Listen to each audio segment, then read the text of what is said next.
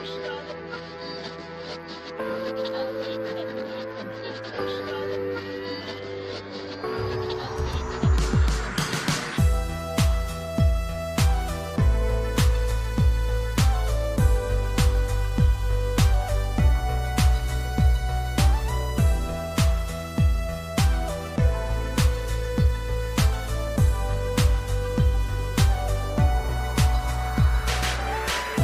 being savage.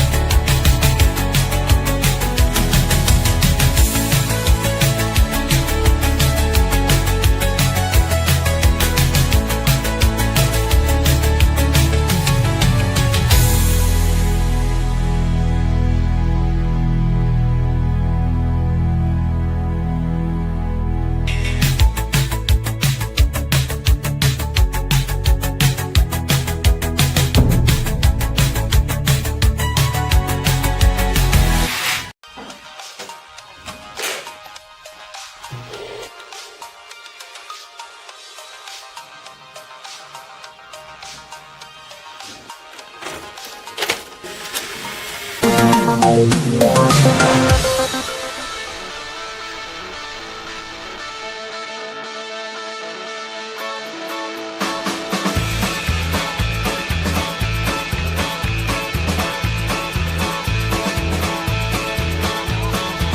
am I doing here all alone? I got things that I gotta do. Waiting for my friends to come along. I left my glasses on. No, waiting. I don't ever do the show with my glasses. Glasses to come off. Well, I like to be on the computer looking. You know, I like to have my glasses on when I'm looking because they're. I like blue, to be looking. You know? I like to be looking. Because the blue light, man, the blue light's bad for your eyes. When you're on for the computer, you like to be looking. That's what you Looking do. at the things. Looking at the things on the computer. Looking at the Looking at pictures. pictures. Pictures of the girls. Wait, what? She touched my puppy, Steve. Well, she touched my pee. Dude, how was your week? Oh, what is going on? Salty and Savage Show, welcome. My week has been all right. How was yours? Oh, yeah. Well, welcome to the Salty and Savage Show. I'm Salty. I'm Savage. I've been drinking all day because I decided to take the day off and grill some steaks and then have like 4 beers. And I say drinking all day. I had 4 beers. We could still tell. It's fine. Yeah, it's fine. It's probably why I got a little bit of the Asian glow because I'm Irish. I got rid of that. I stopped that greenhouse job a week ago now, so I am now looking for work. If the show doesn't make it, guys, looks like make sure to hit the like button and subscribe and tell your friends so that Savage could actually not have to get a 5th job. Look, I'm an Emmy-winning television producer that showed up in the Midwest, and apparently my skills do not translate to most of what's going on. Day drinking salty is the best salty. It's not bad. I agree. It's pretty good salty. I agree, man. I agree. It's pretty good salty. So I mean, it's 4 beers, guys. I mean, it's not that. I am part Irish, so he says 4, and if he's part Irish, you know that he's like lying. 8. It's like 8 beers. You know he's lying. Okay, yeah. It's like a 6-pack and a half. Seis cervezas. Oh yeah, I was drinking Sapporo today. I love. Ooh, Sapporo. Sapporo's good. You love that dry Japanese beer, don't you? I do. I like all 3 of the popular ones: Kirin Ichiban, Sapporo, and Asahi. Absolutely, Vashnik, welcome. Hey, what's up, Vash? How you doing, man? Dude, we got just one beer after the other. They all run into one another. Actually, what ends up happening. But hey, we have a guest. We do have a guest. Let's go ahead and bring them on. You might know them as MAD RUTH on the Twitters, but we know him as Craig White. Yes, thank you for having me on. I took my glasses off, so don't ask me to read anything. What up, Craig? Craig's always got his mic in a way where it's always like in my face, in his face, where it's just like like I just always want you to just be like. I was gonna say this is usually the part of the porno that I skip. I'm like, no, I'm good. I'm gonna move past this the whole dangling section. This is actually broken, so that's why it's the way. That's what he said. That's what he said. Yeah, but Craig, you need to send me links on the X, please, so I can. Did you send me the links? I did in the private. We chat. got private chat. Oh, in the private chat, bro. I'm kind of retarded. It's all right. It's all good. Just a little bit, guys. We can tell. Just a little bit. Well, you're on episode 50, right? So we're on episode 51. Yeah, it wasn't until about episode 80 until I figured out the private chats. So because you do your own show on the YouTubes. Yeah. On Friday nights, we're almost at the 2-year mark. Me and Jason. Yeah, both independent creators, and you know what? It's just we've been keeping it fun and keeping it engaging. I'm sure you can understand it with Savage. As long as we're having fun, we're just gonna keep doing it. Yeah, I have been on the show twice now. The Friday nights with Jason Sandberg and Craig White, and it's a lot of fun. Thanks. They're good guys. They cover the news. And Andy Sandberg and Barry White. That's a hell of a show, man. Although that would be kind of it, but it's no. Okay. And we've had Jason on the show, and now we're having you on the show, so that's cool. Thank you. And pants optional. Pants optional, guys. No, I'm wearing pants. Yeah. Oh yes, I'm not. You got your best Charlie Sheen button up on. Oh, yeah. always gonna have a button shirt. Yeah. Charlie Sheen's always got that style. Like he loves that style of shirt. That's his thing. He actually Gotta rock the tiger. right, tiger blood. Tiger blood. Oh, yeah. Now, me and Craig had a very fun exchange the other day I on was hanging out with some fighter pilots on the X. Let me see if I can find it. Oh yeah, here we go. And so we were having a fun exchange because Craig is from Canada, and we won't hold it against him. We won't Appreciate it. We won't. Canadia's all right with me. But I'm Canadia's all right. constantly talking about how the United States needs to annex Canada. Yes. Annex. Can you even spell that? Come on. And then so we were talking a little bit about that, and then Annie Craig Lennox posted this because I say, hey, look, the United States needs to annex Canada. We're not making them a state because, the joke is like the 51st state. Right. The last thing we need is a bunch of left-wing Canadians voting. That's right. That's what you get. So, you get a whole nother 40 million Californians voting. What I'm proposing is that we make Canada bigger Guam. Bigger Guam or bigger Puerto Rico, depending on where. No, bigger Guam. Because Puerto Rico's getting a little above their pay grade right now. American Junior. And like Guam is like zero.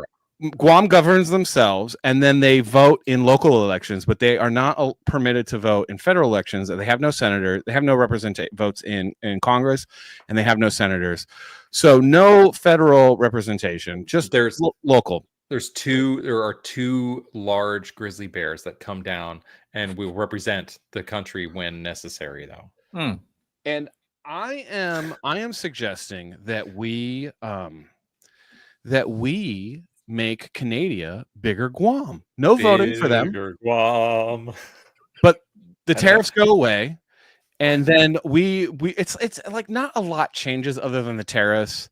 They get to govern themselves.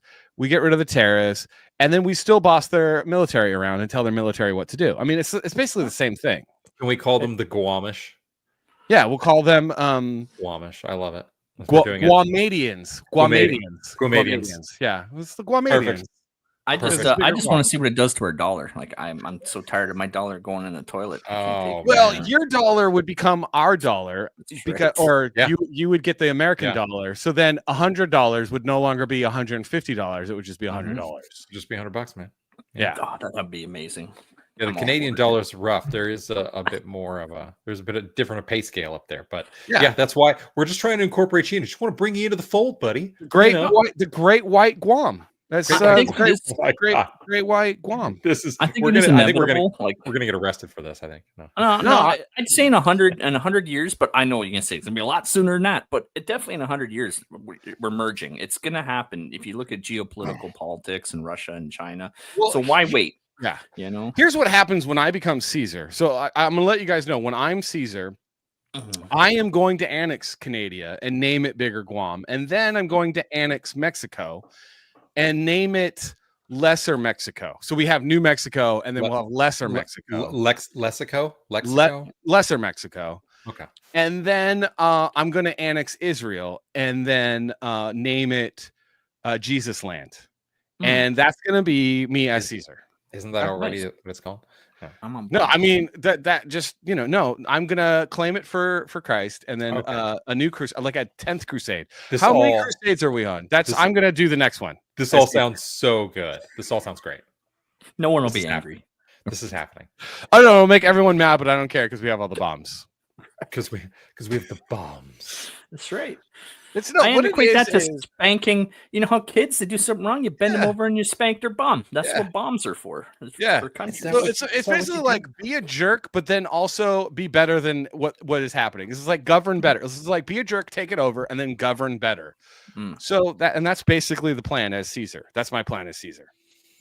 Or you can just keep replacing people. Like I say, drop bombs. What do you think? Let them replace. If they don't do a good job, drop more bombs and replace. So what do you think? So what do you think? Like the royal family is going to have to say about it? Because supposedly the royal family rules over Canada or whatever, as is tradition. No, well, I'm all ceremonial. What do you say? We already had our independence in the 80s, so we like to pretend we're tied to the British, but we're not. We're really just sitting back on a bunch of royalties and acting like spoiled kids that inherited their wealth and don't want to actually do any work. So Prince Harry is going to be the new ruler because we're going to assign him. They're like, all right, you go up and handle all your people up there, He's so whipped. I don't want that guy. Oh my gosh, isn't he though? He'd be like, "Is that all right? Is that all right?" But it can't get any worse than King Charles, who's basically being like, "Hey, so all of you people that are graping our women, let's make an institute for you at Oxford College. Yes, the Institute of Graping. We're gonna have the Institute of Graping, and we're just gonna be like, yes, let's bow down and submit to the graping people." I don't that's the one thing I don't understand is the fascination with the left in Islam. I don't see that relationship. I don't understand how that relationship works. You don't? Okay, no. I'll explain it to you really quick. Are you guys ready? Are you guys ready? I'm gonna blow your mind. Okay, ready? On, guys. He's just gonna hold on. Ready? Okay. Blow your mind. Ready? Get ready. Yeah. Get a napkin. They both worship Baal. Okay, yeah, it makes sense. Bales of hay. The left love sacrificing babies for their future. And Islam loves sacrificing children for their future. They both worship Baal. And then, if I could speak Spanish other than "Yo soy el mejor amante del mundo," I would say it, Nestor. El queso está viejo y podrido. They always call me Gringo Perezoso. Flacos Gringo Perezoso. When I was Gringo Tiny Pito? Was that lazy? Skinny lazy Gringo. Yeah. I understood that sort of. The site that I was just at, because we had a bunch of migrant workers actually in the greenhouse. We had I was Barbaroja or Redbeard. Barbaroja. Paul says, I wasn't ready, and now I got bits of my mind everywhere. Oh, see, mind blown. Boom, blown. I don't know what Jordan is saying bingo to, but it's probably because Baal. Probably because you made the connection. Yeah, your Baal. Baal connection. Totally, dude. Because I sometimes, especially when I'm drinking, am somewhat smart. Smart ass for sure. I'm totally a smart ass. It helps wake up those brain cells that otherwise wouldn't be paying attention. Well, I have no brain cells, and then they're like, "Ooh, alcohol's here. Hello." I usually drink. It's just because I'm a guest. I didn't want to show up all look. Speech and not. You do whatever the heck you want. You're Canadian. You can get away with it, but we might make fun of you. Oh, that's fine. It's all good. When's the last time the Canadians won a Stanley Cup? Oh, I'm from Toronto. It was the Canadians. I think that sounds right. But yeah, I'm from Toronto, so they haven't won in my lifetime. So no, they haven't. The Maple Leafs, the closest the Maple Leafs have gotten was 93, and the Kings made sure that they lost that one in 7 games. That was, to me, that was the Stanley Cup, because Marty McSorley is a piece of crap, and I hate him, and he's Canadian, so I doubly hate him. Well, you were telling me sports facts. The one about the Wayne Gretzky wanted to play for the Leafs in his last year, and he offered to come over, and they said, "No, we got Gretzky and Clark and Cujo and Sundin. We don't need you." Yeah. Thanks. Yeah. Well, they had Brent Gretzky, right? There's another Gretzky? His little brother, Chuck Gretzky. It wasn't Wayne. It was Winston Gretzky. Gretzky. He's terrible. He's just I think that there is some stat with his brother though, where they're like in one season they like scored like 200 points, and it was like his brother scored 2 points, and Wayne Gretzky scored 198. I don't know. Anyway, what are we talking about tonight? We're 20 minutes into the show. I don't even know what we're talking about. We are, because you're just chitty chatting away, buddy. You're just chitty chatting away. Well, we got Mad Ruth here. Do we want to show what Mad Ruth's all about? Do we want to get into that? So we got the Friday nights with a K, with a K and like nights as in the Crusades, and we're gonna take back the Bible. And we got looks like It looks. I'd like to visit the Holy Land in my lifetime. I think that'd be pretty cool. The Holy Land. Hey, I mean, you usually got to pay extra for that, buddy. Yeah, I will be visiting it as Caesar when I take it over. That's what's going to happen. You would have to be a Caesar because do as the Romans do. Hey, I'll be here all week, folks. Uranus. Anyway. Hey, what up, you dirty hooker face? Hey, you dirty hooker BTM. What's up, dude? Speaking of holiest of holies, BTM, welcome to the building. So here, let's watch your Friday night's promo trailer here. Okay, let's sure. check this out. There we go.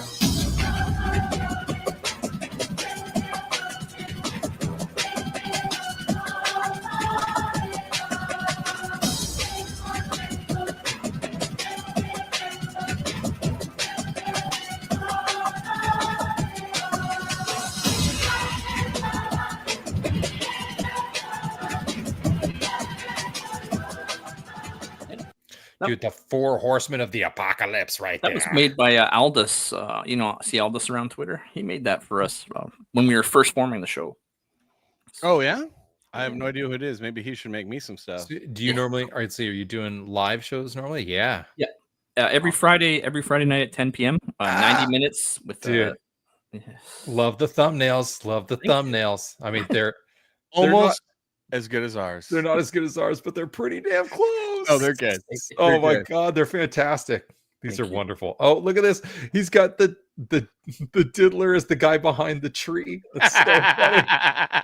Oh my gosh. Okay. Yeah, that's awesome. Okay. But anyway, check out Mad Ruth on the Friday nights. Let's get some more subscribers for him. Let's get more subscribers for him. Let's get some people over there. Have them watching this Friday. Check it out. I'm retired military, so obviously I got a lot of spare time in my hands. So all I do is I don't take credit, but I scour the internet for shit that I find funny and shit that makes me laugh, and I just share it all. And then I make an intro and an outro. I bring a guest, 90 minutes. We cover the 3 most ridiculous things from that week. I make a funny intro and an outro, and then we try to see how many backers we can get. And yeah, we're having lots of fun. 2 years we've been doing it. So. Yeah, the Canadians have some veterans. They just the cool thing about Canadian veterans is that they basically do whatever the U.S. Army tells them to do. You're not wrong. I mean, I got to work with U.S. Army Green Berets in Afghanistan. Do you think that ever would have happened if I wasn't like the little child that they had to bring along with them? A joke that I heard years ago that you never say around actual servicemen is why does the Navy carry the Marines on their ships? It's like, well, sheep would be too obvious. Wait, what? I don't get that. What? Oh, dude, you do. Okay. I don't get that. I'm sorry. Okay. I have to ask my brother. He was. You understand baby sacrifice, but not a little lamb shanking. Okay, I don't know. Andrew Campbell's asking what I did. I was armored reconnaissance, so I had my own 3-vehicle patrol in Afghanistan, 2009, 2010. But I was there earlier as a gunner, 2006, and yeah, during Operation Medusa, where we took the fight to about 2,000 Taliban. I was over there for that. Got to watch the A-10 in action. Oh, the A-10, the Warthog. The Warthog is the best thing ever because it just comes in. Hold on, where's the? Oh yeah, the A-10 makes me go midnight or 6 to midnight. That's right. I love that. I'd go to sleep to that sound. Beautiful. Dude, I had the G.I. Joe A-10 Warthog toy. Mm-hmm. It was like my pride and joy prized possession because we didn't have a lot of money growing up. So when I got cool toys, it was I was one of those weird kids that took care of the few toys that I had a compartment for everything. The vehicle missiles go here and the figures go here and the bad guys go. I was really anal with it. Kind of me too. Yep. Yeah. So when I got that A-10 Warthog, I was like, this is the greatest toy I've ever had in my life. Yes. And it had the mouth, with the teeth and the gun out. So it's smoking a cigar. The chair force. Well, here's the irony, and I'll give you hope about leftists. So, I mean, I'll tell the story too much, but my mom actually grew up in Iowa. She moved to Canada in '69 because no son of hers was going to get forced into the Vietnam War, right? So she came here to dodge guns. When I was a kid, she kept taking all the guns away from all my toys.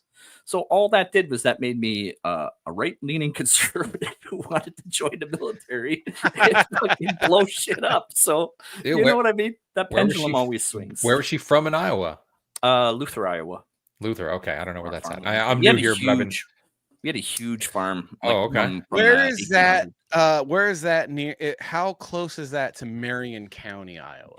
No, it's more closer to Des Moines. It's not too far. Well, Des Moines right next. Des Moines. I think Des Moines is Marion County, right? No. Okay. Yeah. Yeah. Right. So yeah, I I spent don't a lot of my childhood there, my summers and my winters. Yeah. Savage lives in Iowa and doesn't know anything about Iowa yet. I drive around. I've driven around a lot of Iowa. I've seen so many parts of Iowa that most Iowans haven't seen. But No. that's only because I paid extra. Oh, hey. And my Oh, grandfather, hey. my Still. grandfather wanted me to move and work on the farm and set up a life there. And like an idiot, I joined the Canadian military instead. The military. So a quick story. A buddy of mine, how he got discharged from the military. So he was working in the Navy, and he was stationed on an aircraft carrier. And there's a whole radar room that has a bunch of different types of radar. And in this particular room, there's one person assigned to each station. So he was sitting at one station looking for one type of signal all day, and basically he never sees anything ever. Right. So he was falling asleep at his post all the time. And he ended up getting discharged with low-grade narcolepsy. he does not have narcolepsy. Dude was just falling asleep because it was so Low-grade fucking boring. Should have picked a different trade. Yeah, should have Should've got picked out a of there. different trade. Dude. Yeah.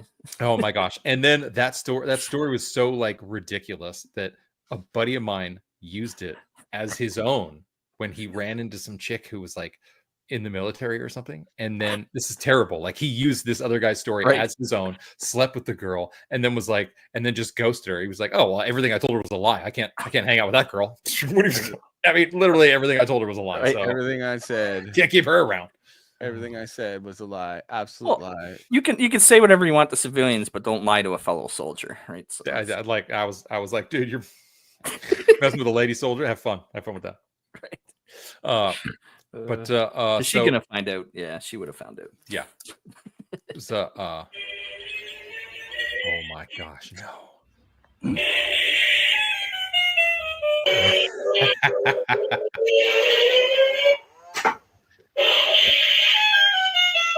He smiles every time.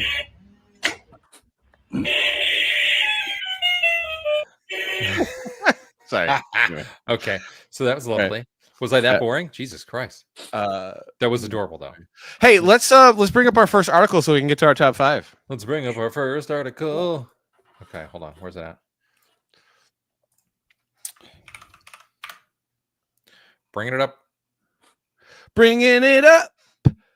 Bringing it to the It's streets. making my computer slower because it's IGN. Fuck your How does that articles, sound though? IGN. Taking Andrew it there to the was saying he streets. was in the Australian reserves. Yeah, they offered New Zealand, Australia came over here and they did a huge pitch. They grabbed a couple of my friends, went over and joined the Australian New Zealand Army because they're like, Oh, hey, yeah? look at we'll give you all this stuff if you come join us. We've got equipment and money. Dude, We've got native women. so when me and my wife first got married, I was so ready to move to New Zealand because I was so over California and the direction America was going under Obama. I was like, I want to move to New Zealand, and I was looking at like how I could get a job there and stuff because New Zealand was like America, where it's like you had gun rights, you had freedom of speech, and then Used to be. they had that shooting. Yeah. And then at Christchurch, Yeah. and then it was like, oh yeah, it's 1939 Germany now. 1939 Germany.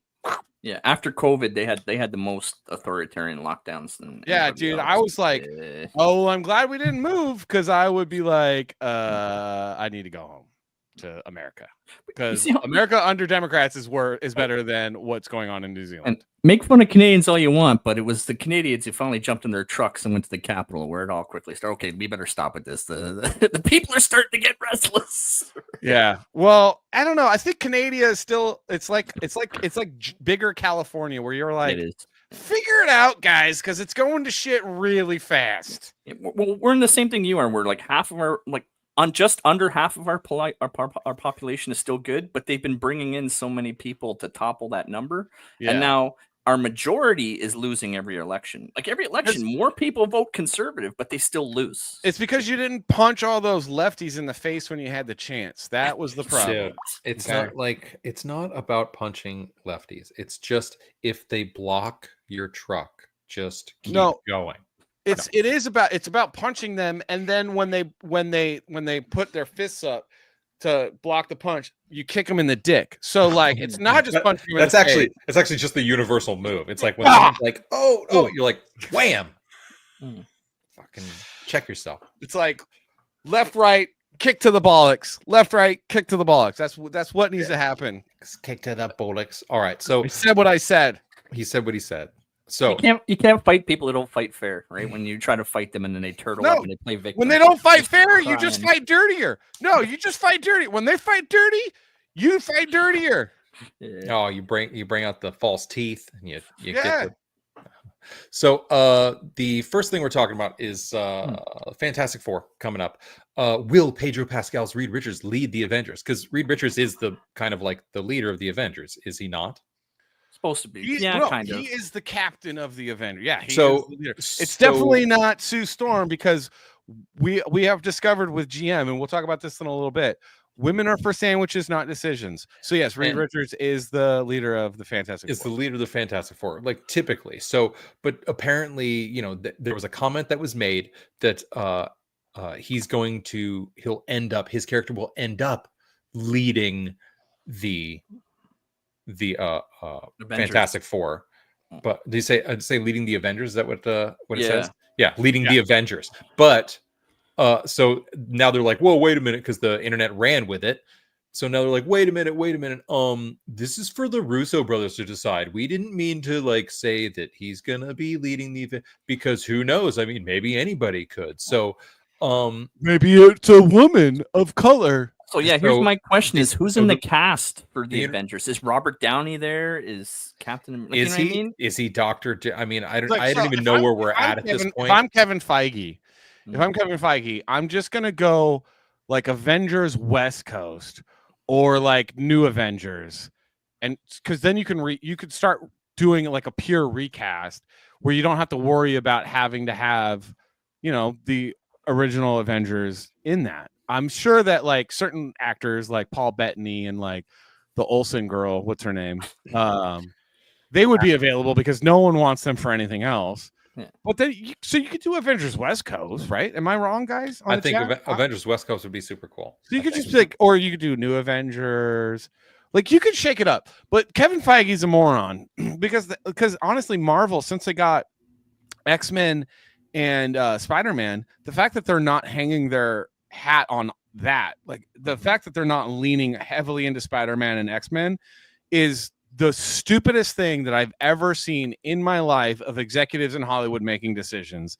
That it's grossly offensive how dumb it is. It's just dumb. It's just dumb. Hollywood and the comics have been disconnected though for like, you know, almost 10 years now. Like it wasn't since the first Iron Man movie dropped where, you know, I mean, comic books are doing their own thing and Hollywood's doing their own thing, and they're nowhere near on the same. Yeah, but at least the movies were like sort of in the vein, like like up until Endgame, you know.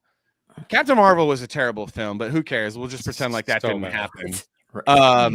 Because you just don't need to watch it. But everything outside of that was actually stayed true and stuff, and kind of like it didn't necessarily stay true, like, you know, point by point, but it stayed true to the overall message, you know, the overall themes, you know. It stayed like Peter Jackson stayed in the theme of Tolkien.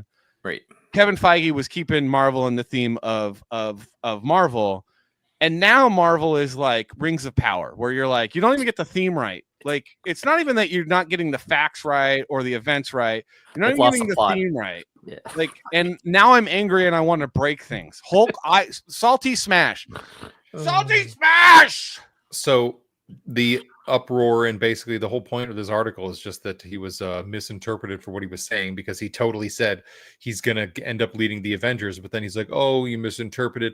I was talking about the Reed Richards in the comic books and how different he can be from issue to issue and from run to run.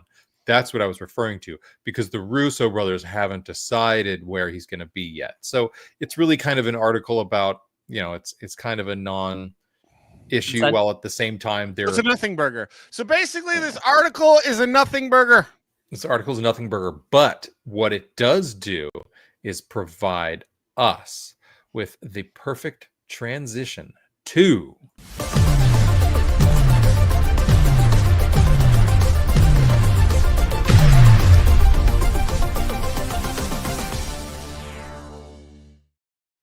the Salty and Savage Top 5. Every episode we do a top 5, and we got that incredible bumper. Thank you very much to one Uncapped Turtel. Uncapped. So it's not going to be this guy.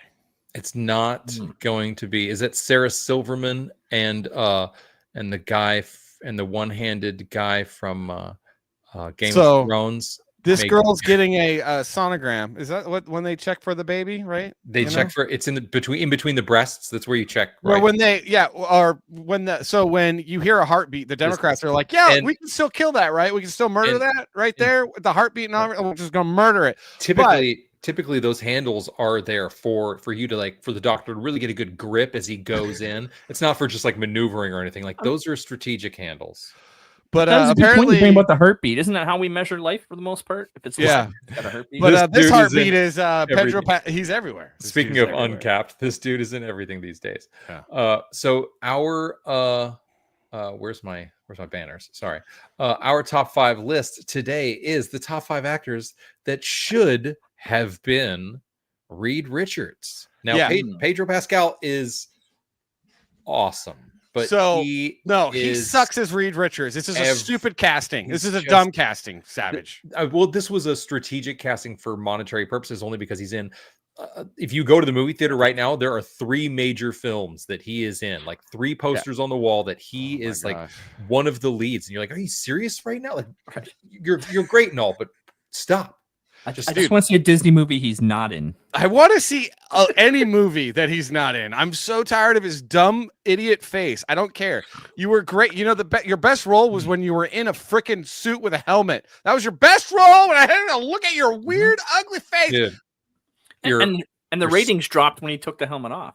Yeah, because he looks like a weird person. He looks weird. He looks like a weird person. All right, number 5. Better Reed Richards than Pablo Pascal or Pedro Richards Pascal. Than Porrendos Pequeños Pascal. Okay, the second worst Superman of all time. Brandon Routh, ladies not and the gentlemen. worst Superman. Not the worst Superman. Not the worst. He's probably the 3rd worst Superman because the guy that was on the CW show and then Dean Cain. Oof. He's probably better than those 2 guys. You're hurting on Dean Cain now? Dude, come on. Oh, not even the new guy. You're calling out Dean Cain right now. All right, that's fine. That's totally fair. It's totally fair. I was in a movie with Dean Cain. I don't care. He's fine. I'm sure he's a nice Terry guy. Hatcher though. Terry Hatcher was. Well, yeah, because she's the best Lois. Doesn't mean that he's the best Superman. That's true. You're not wrong. You're not wrong. Okay. So Brandon Routh, number 5 on our list.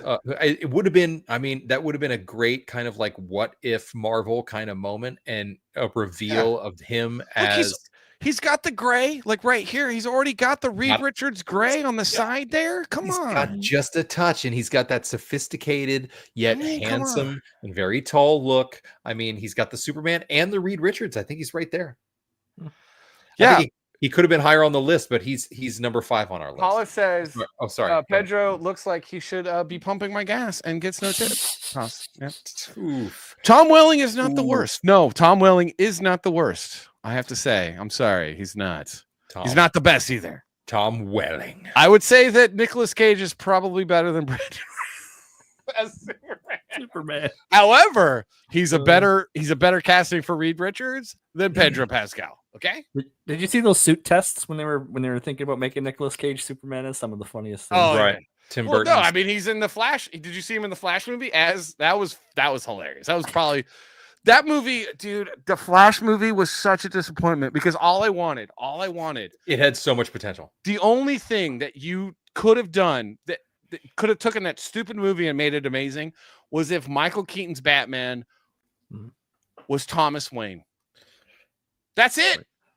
As long as it was Bruce's dad and then the Joker was female, like the animated series. Oh, interesting. Or the animated movie, the anime. They did an anime of the like Flashpoint, and that's the best Flashpoint. The best version of the Flashpoint is the anime. Anyway, Michael Keaton as Thomas Wayne. Think about it, guys. With two dual wielding pistols, it would have been way better, and they screwed it up. They screwed it up, guys. Sorry, guys. All right. So number 5 was Brandon Routh, former Superman, the new Reed Richards, according to us. Number 5, anyway. And again, this is the most correct. Our lists are always the most correct lists. All right, number 4. Number 4. Oh shoot! Why is it not going? Hold on. Number 4, right after Brandon Routh, who's number 5. Hold on, I gotta stop. My screen. Number 4. I don't know why. Yeah, don't do the reveal. This guy always reveals. I know. I was being careful. I was being really careful. Man. StreamYard's got to stop messing with their setup. Dude, I know, the interface on StreamYard. Hey, StreamYard, your interface just got jacked the fuck up. All right, Number Brody. 2, Adam Brody. Number 4 from the OC. Slow down. Number 4, Adam Brody. Adam Brody. 4. I think it's a pretty good pick. This is. I'm like, that's a pretty brutal pick. I think he would not be. I don't think Adam would be stoked about that pick.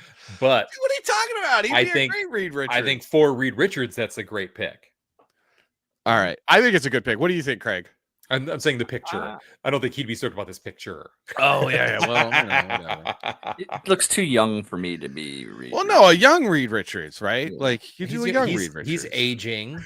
He's working on it. Like you can. Hey, he just needs like a couple more like booze and coke binges. Oh, the chat's not happy, but this is the most correct list. Adam Brody, mid. You OCs. Look. I'm not gonna lie. It's a terrible show. He's kind of he is kind of mid, but I think this brings him out of mid. Yeah, I think it's a good casting. I think this would be really interesting because he's also got a sharp tongue. He's got interesting timing too. This isn't the best Reed Richards. This is people better than Pedro Pascal. Better than Pedro Pascal, and the list is correct. And the list you're setting a low bar. Yes, it's a super low bar. Very low bar. We love you. We're not saying that these are the best picks. We're just saying these are better than Pedro Pascal. Actors that should have been. Chris Farley would be better than. Yeah, Chris Farley would be better. Oh man! All right, number 3. The most correct list ever of actors that are better pick than Pedro Pascal. David Tennant. Anyone? I could see that. Dude, come on. What are you talking about? I mean, he's already appeared in the Marvel Universe, but that was Netflix. So you could totally, Steven Seagal? I don't know, man. Frank Stallone? Steven Seagal. Frank Stallone. Number 1, Frank Stallone. That's a Norm Macdonald joke. Thank you, folks. You guessed it. Frank Stallone. All right, number 2. That one didn't land. Number 2 is going to land, though. David Tennant, I think it's great, but... Yeah, I think it's a great pick. Yeah. I think it's a great pick, guys. But this is number 2. I mean, this is really... I think we're really going to bring it home in for the landing with number 2. Number 2. Ready? Are you guys ready? Yes. John Krasinski. Duh. Obvious choice, guys. Absolute duh. He's already been Reed Richards. Yes. He couldn't be his timing and delivery couldn't be better. He couldn't be more like tall and just charismatic and just. But also, you could have cast his wife as Sue Storm, and then you could have cast his wife, and that would have been amazing. And that would have been way better than whatever's going on in this movie. Yeah, Emily Blunt wins over just about any other pick for anything ever. Yeah, she would be a great Sue Storm. Emily Blunt, like once in the chat for fans of Emily Blunt. I mean, come on. Yeah, dude, Jordan, that movie was. Speaking of Jordan, I love Jordan's avatar here because Batman Beyond is probably the one DC movie that needs to get made that hasn't been made yet, and it's very disappointing. It's very disappointing. All right, very disappointing. John Krasinski, totally obvious. I mean, so yeah, everyone's like, yeah, he should be 1, but let me tell you, our number 1 is by far the best pick ever in life. This is probably, and you're not expecting it, but you're not expecting it. Definitely. Andrew Campbell says Randall Park? No, not Randall Park. No, you mean right? He already has a very prominent role in Marvel Universe. That's a John Krasinski joke. Randall Park, because he plays Jim when Jim's out. Oh yeah. Yeah. Oh, that would be good. That would have been good. That actually would have been pretty good. That would have been good. Randall, like that's a meta office joke. All right, no guesses, guys. Okay, are you ready for the number one? The absolute best pick for Reed Richards that would be better than Pedro Pascal. Are you ready? Who's number one? The tiniest photo of Glenn Howerton. Glenn Howerton. From Always Sunny in Philadelphia. Oh, dude, it would always be sunny at the it's a perfect pick. Where are they at? The Hall of Justice? I don't know where they're at. But come on. Hey, let's just hear his sister could be Sue Storm. I think I hear there's oh yes. It's the best pick. Uncapped Turtle. I can see Uncapped Turtle in the back room just being like, no, I don't care. It's the most correct. Absolutely hands down. This could be, I mean, Glenn Howerton, I don't know if you've seen any of his work outside of It's Always Sunny in Philadelphia. Oh, no. But I just remember him being trapped in the swimming pool. Right. He's so good. He's very good. But he's in there's a movie he does, it's called Coffee Time, or I think it's called Coffee Time or Coffee Break or Coffee Time, something like that. It's a hilarious comedy that has a few other awesome, kind of lower grade actors, but it's super funny. Josh Groban is actually in it. He plays like the barista at the coffee shop that's always trying to sell his CD. He's always trying to sell his CD. He's like, hey, you should check out my CD. And Glenn Howerton's like, just stop pushing your fucking CD on people, dude. Nobody wants to hear that shit. Come on, this is such a good. He would be great out. I think outside of, you bring him outside of It's Always Sunny, and I think you put him in the suit. I think it'd be super amazing. Listen, Paulus. Listen, it's probably true. Anyone who doesn't see it is a savage. Wait, listen. Which one? What? Oh, okay, got it. It's fine.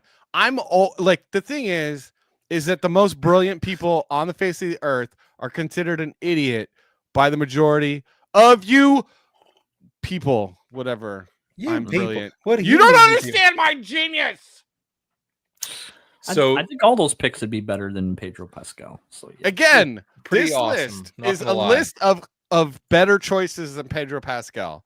But seriously, dude, how creepy is Pedro Pascal? He is so creepy. And I love that this is happening post Me Too movement. Okay, hold on. Are you bringing this up? This is like, she's just like, what petting him. Is going, what? They're doing an interview and she's just, okay, first off, honey, pluck your eyebrows. What is going on here? Like, here, I have audio on it if you want. Oh, do you not have audio? Do I have audio? We're not hearing your audio. Oh, well then, yeah, you play it. Because you're always terrible. I don't know what I'm doing. All these celebrities, they want to be like superheroes, right? They all want to have something that makes them a special, unique snowflower, right? So that's why we had all the pronouns and all the, you know what I mean? Trying to name themselves and all this stuff. I want to be a special snowflake in this world. So Pedro's little quirk is he's got this thing where he needs people to touch him and he needs to touch people and he needs human interaction or something to deal with his anxiety and his all this. Is that a thing?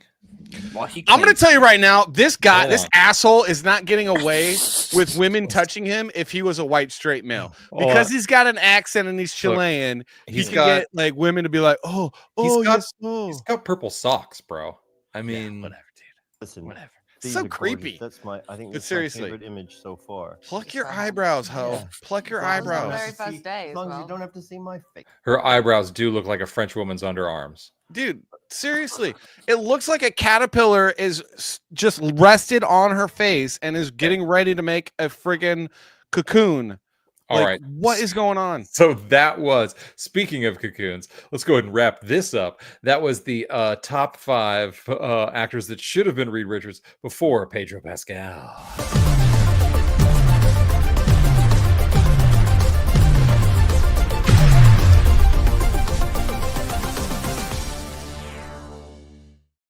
They do look like yours, Michael. They look exactly like yours, which is frightening.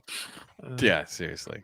He does good reviews. I catch some of Michael's reviews. Oh, dude, Michael's reviews look are at that. great. Shout out to Ferraro.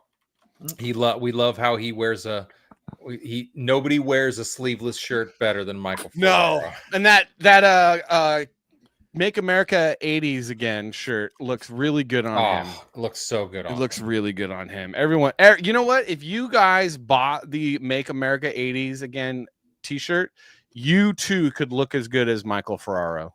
You could. I got one myself. I had to splurge and get one.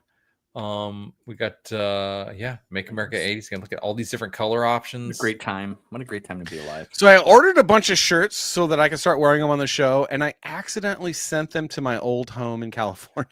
Oh no! So I should be getting them next valley. week. I should be getting them next week. Let's hope, because I'm kind of retarded. I didn't look at the address, but I was like, oh, let me just order it. Do you miss California? You're glad to be out of there.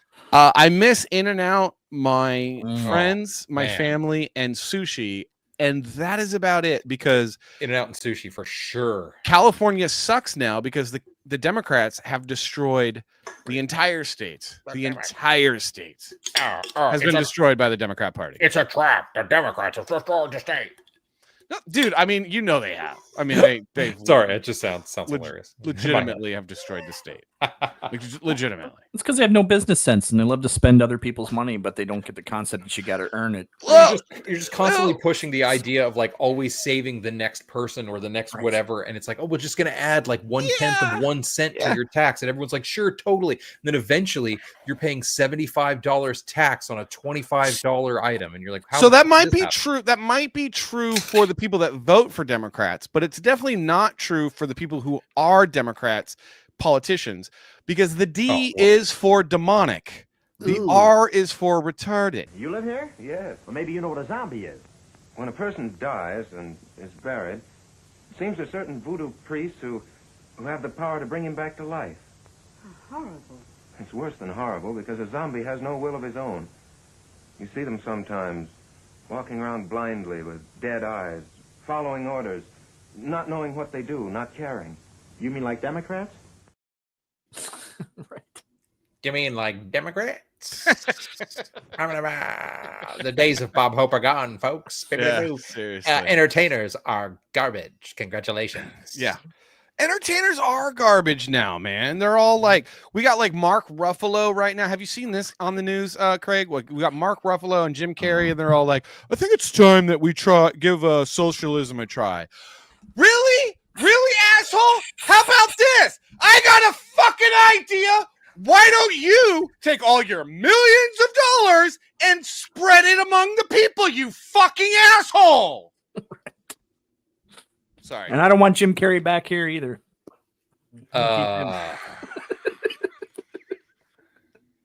Dude, every time we get a rich wealth, like a super uber gazillionaire actor being like, let's try socialism. I'm just like, it's like you first first, of all, fucker. You first. find a number of people and save a bunch of money for yourself, but give a bunch of your money away to a bunch of random people and completely change their lives. You start there, and then we'll start, and then maybe other people will follow suit. But you can't just call out and be like, what we should do, what we really should be doing. Sorry if I got a little loud. I think we lost some view. I gotta work on the mic distance. When I scream, I gotta get close. Well, Jim Carrey was homeless and living in a car. Really, if he lived in socialism, he would not be where he is today. He might own a car if he was lucky. Yeah, dude. It honestly, like, no joke though, it does make me mad when I see these gazillionaires being like, let's try socialism, and it's like, yeah. You think that because you've already made your millions, dude. I'm still grinding out here, bro. Like, what the heck, dude? You're not taking what little I have that I've earned. You freaking, bro. I'm still grinding, bro. It's always the people at the top that want socialism. Yeah, let's try feudalism. Socialism is feudalism. That's the thing that no one gets, man. Right. Dude, I want equal opportunity for everyone to have a chance to meet their maximum potential. And if you put in that work, that should equal reward. And if you want to sit back and collect the check to sit on your ass, well, don't complain. Yeah. Exactly. Mailbox money is pretty good. Hmm. Not gonna lie. Ask Ted Danson. Ask Ted Danson. All right, let's take a look at this real quick before Jordan we. is wrong. I was gonna say, yeah. Go on. What do you got? Jordan is Why- wrong. Oh yeah, dude. That's what I What? was. That's what I had. I was gonna pull up. Fund my comic. Okay, you pull it up because it's not working on mine. All right, we're gonna remove you. Being difficult. Soul Tack. Dude, Fund My Comic is weird, man. I don't. Soul Tack Betrayal Volume 1. Right there. Yeah. Campaign will be up for a little while. It's going to last till the end of summer, and then I'm finally going to take it down. A little bit of trivia. This was the second campaign ever to be on Fund My Comic, so I was a bit of a guinea pig for Luke. I was like the test Really? monkey. Yeah. So Should had a lot of fun. Should we watch a trailer here? Yeah, let's watch the trailer. All right, we're gonna Let's check out this trailer, guys. We're gonna watch a trailer. Hold on a second. Here we go. We're just gonna watch a trailer, guys. Ooh, Arrow Comics. Arrow Comics. Ooh, a graphic.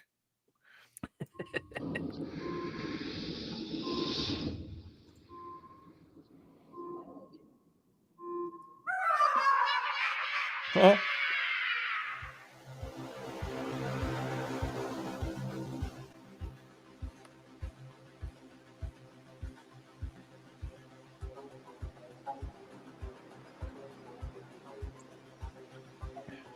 Yeah, don't turn up the music because it just jumps.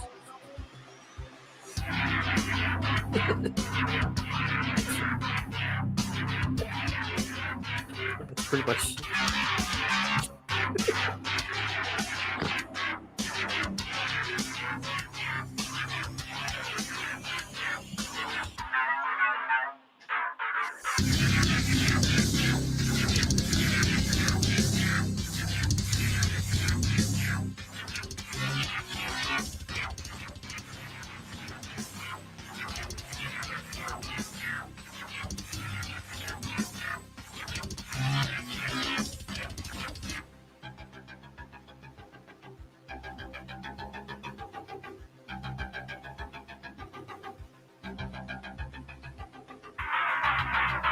Yes, back Soul Tack today.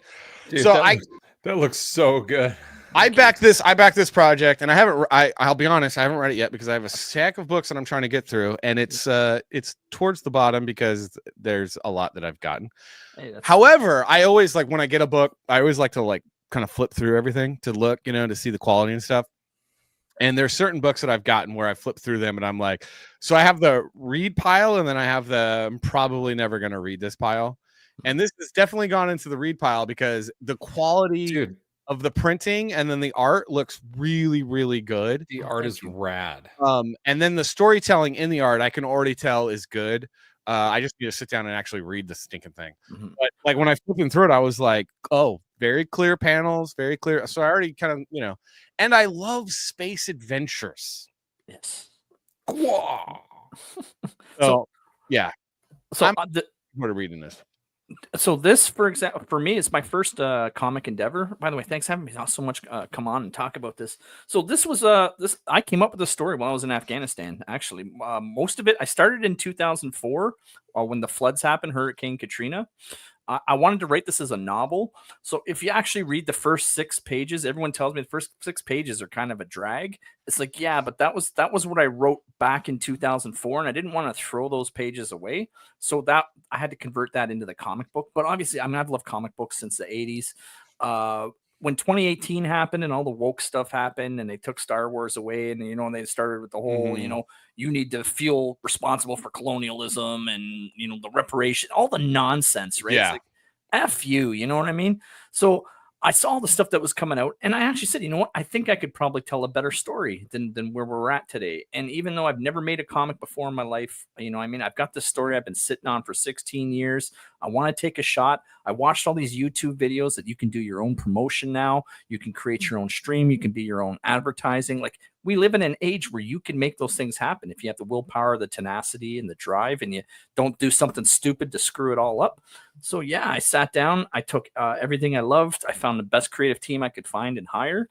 I'm very much a team leader. My dynamics with the military, I don't sit there and dictate it all, but at the same time, I write it all, I script it all, I do all the storyboarding, I do all the transitions between panels, and then and that's how much of a creative input I have. So like, I'm not an artist like Sean is. I don't think my drawing's up to snuff, but like, here's an example like how I storyboard. And that's how I basically write like that. Yeah. Why are we showing me? So I write in panels along with my script. Very cool. So I imagine all the transitions. This is me working on issue 5, by the way, the next book for Soul. Oh, very cool. Oh my God! Spoiler alert, guys! Yeah. Spoilers. But that's how Spoilers. I write. Yeah. So my artist appreciates it. I'm sure you'd appreciate that too, Sean, if your writer gave you like all the panels and the transitions and the wides. But I don't enforce it. He laughs at me. He says, I'm not doing that with 6 panels. Because I'll be honest, it depends. Like, honestly, like it all depends. Like if I was getting paid a lot of money for pages, then I'd be like, you could be super prescriptive because you're paying me a lot. But if I'm like partnering with you on the book and doing profit sharing, then it's like, no, I'm gonna be drawing it the way that I want to draw it. Right. But that's part of the fun of collaboration, right? So yeah, I love it. Like, I'll give my artist details, and every Friday he comes back and I'm going to do this. I'm going to do this. We'll tweak this. And it's just that's how the magic happens, you know. And every page impresses me. Every page is always better than I expected, and that's what you want in a comic book. Andrew says, "Nice work. I've just written a synopsis for a graphic novel. I just need to start writing." The best way to start writing is to just start writing. Start writing. Set realistic expectations. 1 page a week. Give yourself all the time in the world, even. And don't edit while you write. The worst thing that people do when they write, I'm not kidding, man. Like, the worst thing that you can do is you'll edit while you write. Yeah. Just write. Version 10, version 11, version 12, version 13, version 4. Right. Like, think about writing like this: is that you start your writing like you're pooping, and you just poop. And then you take your poop, and then you make a sculpture out of your poop. Yes, a grunt sculpture. Yes. But you have to poop first, so you just have to write, like, you got to poop first. Your whole thing out. You got to just do a brain dump. Don't try to build something out of the poop without poop. Like, you got to poop. Yeah, you got to poop a lot. You got to poop all the poop out. First of all, you're gonna need to go to PF Chang's. You're going to need Taco Bell, actually. And Taco Bell. Yeah. Well, you don't want it all to come out at once. So you build up with PF Chang's. And Tommy's. You go to Tommy's. With the chili burgers? And get a chili burger. Oh, my gosh. And then you'll have a lot of material. Yeah, material. I just want to say thanks, Michael, and I'll throw a couple extras in there for him, too, to beat that up. Yeah, I'll send that out in 24 hours. Really appreciate it. Awesome. Well, go back it, guys. Yeah, I'd love to hear what he thinks too. If he's gonna bring it up. Well, you know what? If he likes it, he'll give it a review. Yeah, and if he doesn't, and then he'll be like, "Guys, I just read this new comic. Guys, we gotta have Michael back on. Know what to do with my hands, but I have because he's Italian, so you gotta be like, "Yo, so I just need to. I don't know. This is just happening. We gotta have Michael back on though. He's great." Please, Michael, get through those first 6 pages. It's okay if you beat the crap out of. I've heard it, and I get it. Dude. Freaking love you, Michael. You freaking love that guy. All right, so go back that Soul Tech. It's in the chat. Links in the chat. You just made my day. Thank you, dude. It's what we do on the Salty and Savage Show. That's why you guys need to all subscribe. Make sure you hit the like button. Tell your friends. Get everyone to watch on Tuesdays at 10 p.m. because what we like to do, or 10 p.m. Eastern, because what we like to do every week is we like to let you know about a new creator who's creating. And delivering. Oh, delivery is very important. Very important. And then try to make you laugh at the same time. So tell your friends. Yeah. I love my comics. I was reading through these. Look familiar, right? Like, when's 4? Oh, dude! I want 4. So check this out, guys. So you just pulled up. So 4. So no, you got to get. Well, first off, you got to get that one, right? The foil cover. We're all waiting on the foil cover. This one has new pages in it, bro. Even I'm waiting on the floor. So like I added new pages. Like, look, see right there. Page number 1 is different. Oh, look at that, dude. I got my People's Republic bookmark here too.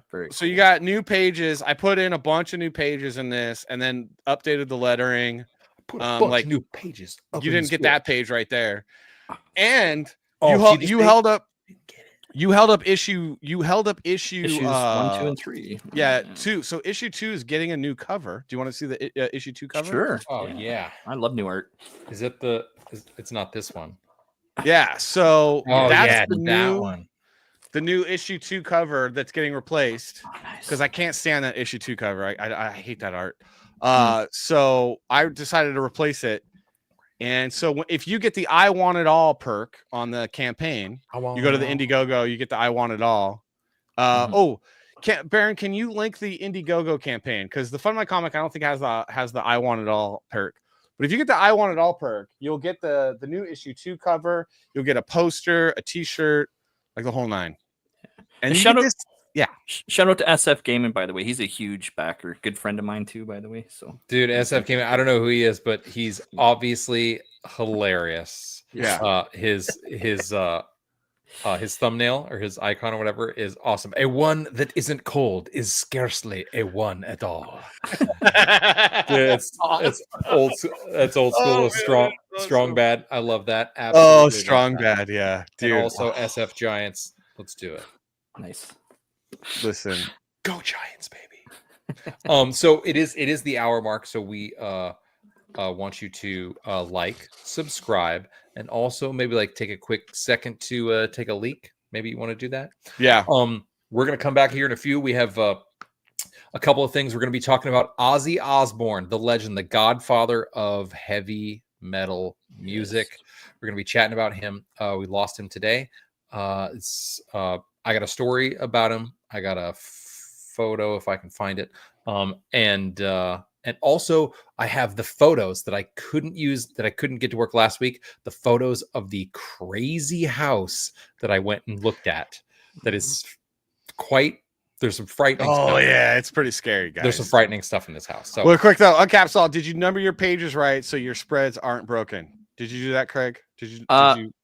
So, I flip through my books, so at least I take the time to make sure that it's print ready. Before do you pay for a physical proof and then actually look at the physical proof and you're like, let me make sure everything looks good? And I go through the print file. Like I don't get a physical proof, but I do go through the print.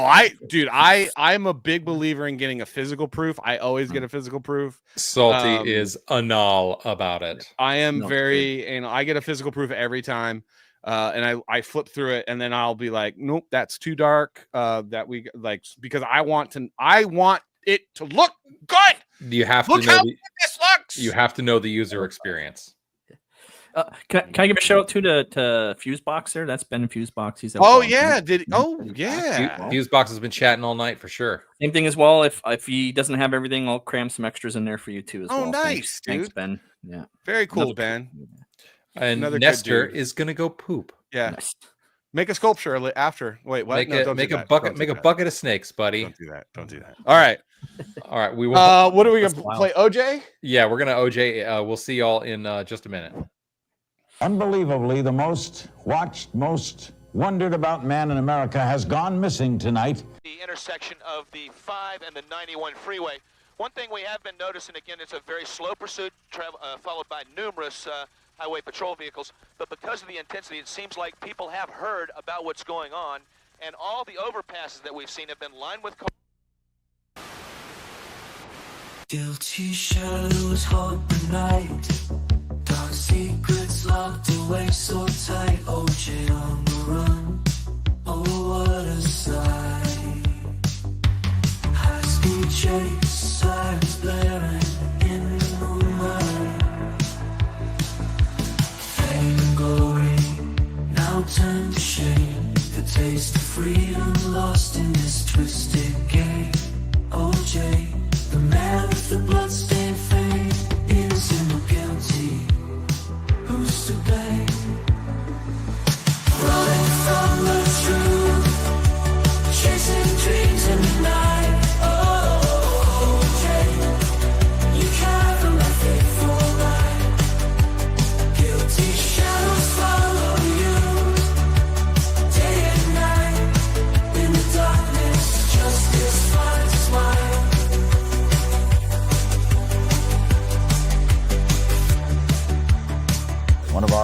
FBI affiliates. Police believe that O.J. Simpson is in that car. Okay. Police believe he is in that vehicle. 911, what are you reporting? This is AC. I have O.J. in the car. Fame and glory, now turned to shame.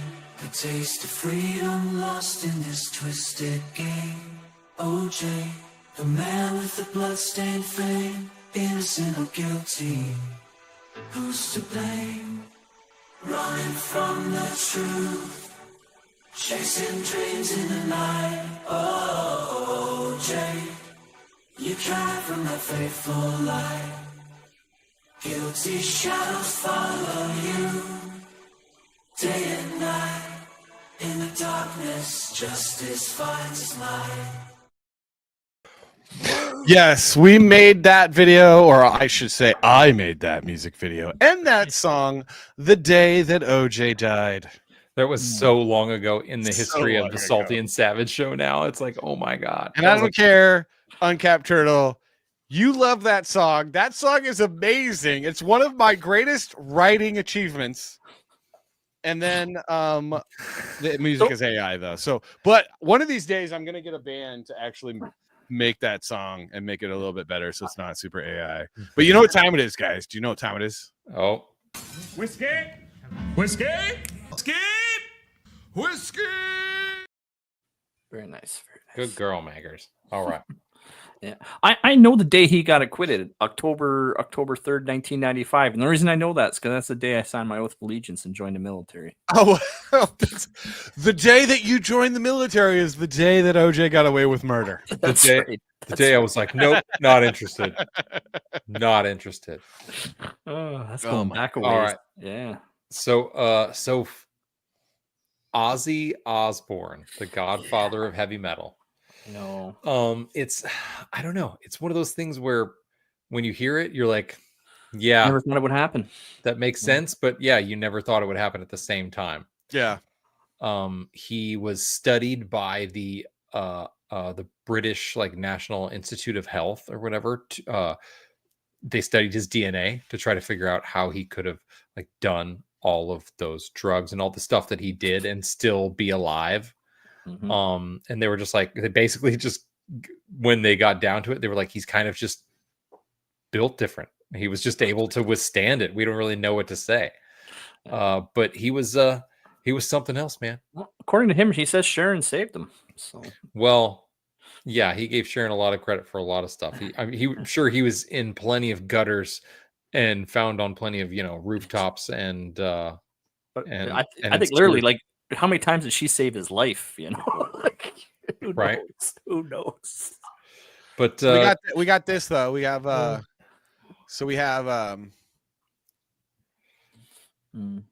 clarifies the St. Peter. He was joking about. I was joking. I wear a cross all the time. Joke, man. It was a joke, man. He wasn't Ringo Starr. Sorry, that was a pretty Ringo Starr. Your Ozzy Osbourne is pretty Ringo Starr. Well, no, he's like a gravelly Ringo. So Ringo would be like, "Oh, it was a joke, man. Come on, we're from Liverpool." You can understand Ringo. That's but Ozzy's always like, "He's not right. He's getting There you go. So I got to meet Ozzy Osbourne. I don't think I have the unless I can. Hold on. Oh, that's wild. If I go to what's the greatest song that Ozzy Osbourne never wrote or performed? That he I never thought you were gonna ask. I was wrote. gonna say Sweet Gummy bears bouncing here and there and everywhere. I mentioned that. It's the greatest song that Ozzy Osbourne ever performed. I got to see him live in 1999 with all the original members. Oh, really? Yeah. Nice, dude. And it was on mushrooms at the time too, which made it even better. So. Oh, well, that's lovely. Ozzy couldn't be killed by conventional weapons. No, He couldn't. It's just old age had to do it. So I don't have the photo right now, but in 2020, my lady Heather got us somehow through some Sirius XM thing because we've been she had been a Sirius XM subscriber for a long time. Got us tickets to an Ozzy Osbourne meet and greet like event where it was an interview and a sit down it was actually an album release and listening party. So we got to sit down, us and like 20 other people got to sit in a room with him and a couple of interviewers, like the producer and the producer of his album and an interviewer. The album was Ordinary Man. He came out in 2020. And it was very different album for him because this producer kind of thought of the album, came up with this concept, like he came up with this like heavy metal and like hip hop, like mixed style type beats. And he was like, you know who would sound really great over this? Ozzy Osbourne. And he called like his people, and somehow Ozzy heard some of the tracks and was like, hey, you know, actually maybe this kid's got something right. I might do something like this. Okay, mate. So good. So he does. So we got to sit and do watch this whole interview. In between the interview, they stopped down like we do with incredible music videos. On my MTV. All right. We got to listen to each one of the songs, and at the end, we all got to take a photo with him. I got to ask him a question. You know, it was like, is there anything memorable from any like recording sessions and whatnot? Because everybody else had asked questions before, and they had asked all kind of more like obvious questions, so I had to adjust. They handed me a card, but I was like, the way you wrote this is dumb. I'm going to slightly adjust how you said this. But anyway, it was like, so, you know, was there anything like interesting? And like, was there a particular recording session where something fascinating? He was like, I don't even remember the recording sessions, mate. So he told this whole story about, there's one song on the album called It's a Raid, I think. And it was about, I think, their first time in LA, in Hollywood. And they were renting a house in the Hollywood Hills. And the smoke alarm or the house alarm or something went off at the house. And they were all on drugs. And so they all kind of like flipped out. And Ozzy grabbed, this is just like a smoke alarm or something goes off on the house. He grabs all the drugs and he runs into the bathroom. It's a great idea. It's a great idea. So he grabs them all and he runs into the bathroom because he thinks, Just say no. It's a raid. He thinks that was the whole thing. Is he was like, oh, I thought I started like all these alarms started going off. I thought it's a raid. So I grabbed all the drugs and I took them into the bathroom. So he took all the drugs into the bathroom, and he thinks the police are coming. He thinks everything's going on, and they turned the alarms off. Everything was fine. So they're banging on the door and they're like, Ozzy, like, come out, like everything's fine. And he's like, that's exactly what the police would be saying, mate. Like, so he was just doing as much of the drugs and flushing the drugs that he couldn't do. And the whole song was just about that night at that house, just doing copious amounts of, I can't even imagine what he was doing, because he also was so strange. He did, you know, notoriously like drank his own urine and sniffed up a line of ants at Chateau Marmont, I believe. It's a lot of things went down at the Chateau Marmont. A lot of things went down, but Ozzy is he is and forever will remain a legend.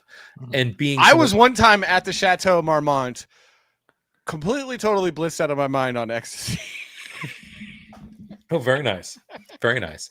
I believe I may have. And I thought the paintings on the wall were actually animated. I was like, what is going on? This place is so expensive.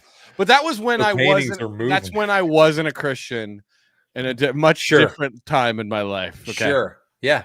You're fine. I was, in my early 20s and discovering myself in Los Angeles. There's a number of those places in Los Angeles that I think maybe a mushroom or two may have been had before I entered the facility. Definitely at the Wild Child Doors show where Bobby Krieger came out and played. Yeah. That was. I didn't realize my dad was watching. He's like, now we know. We know. Listen. I was under my own roof, and under my own roof, I abided by my own rules. Linda, look at. As long as you turn out all right in the end, that's all that matters. Exactly, man. You know, you gotta have everyone's got their 20s. Yeah. So, also, I think this kind of, I haven't done it in a while, but I feel like this is a prominent moment to do one of these.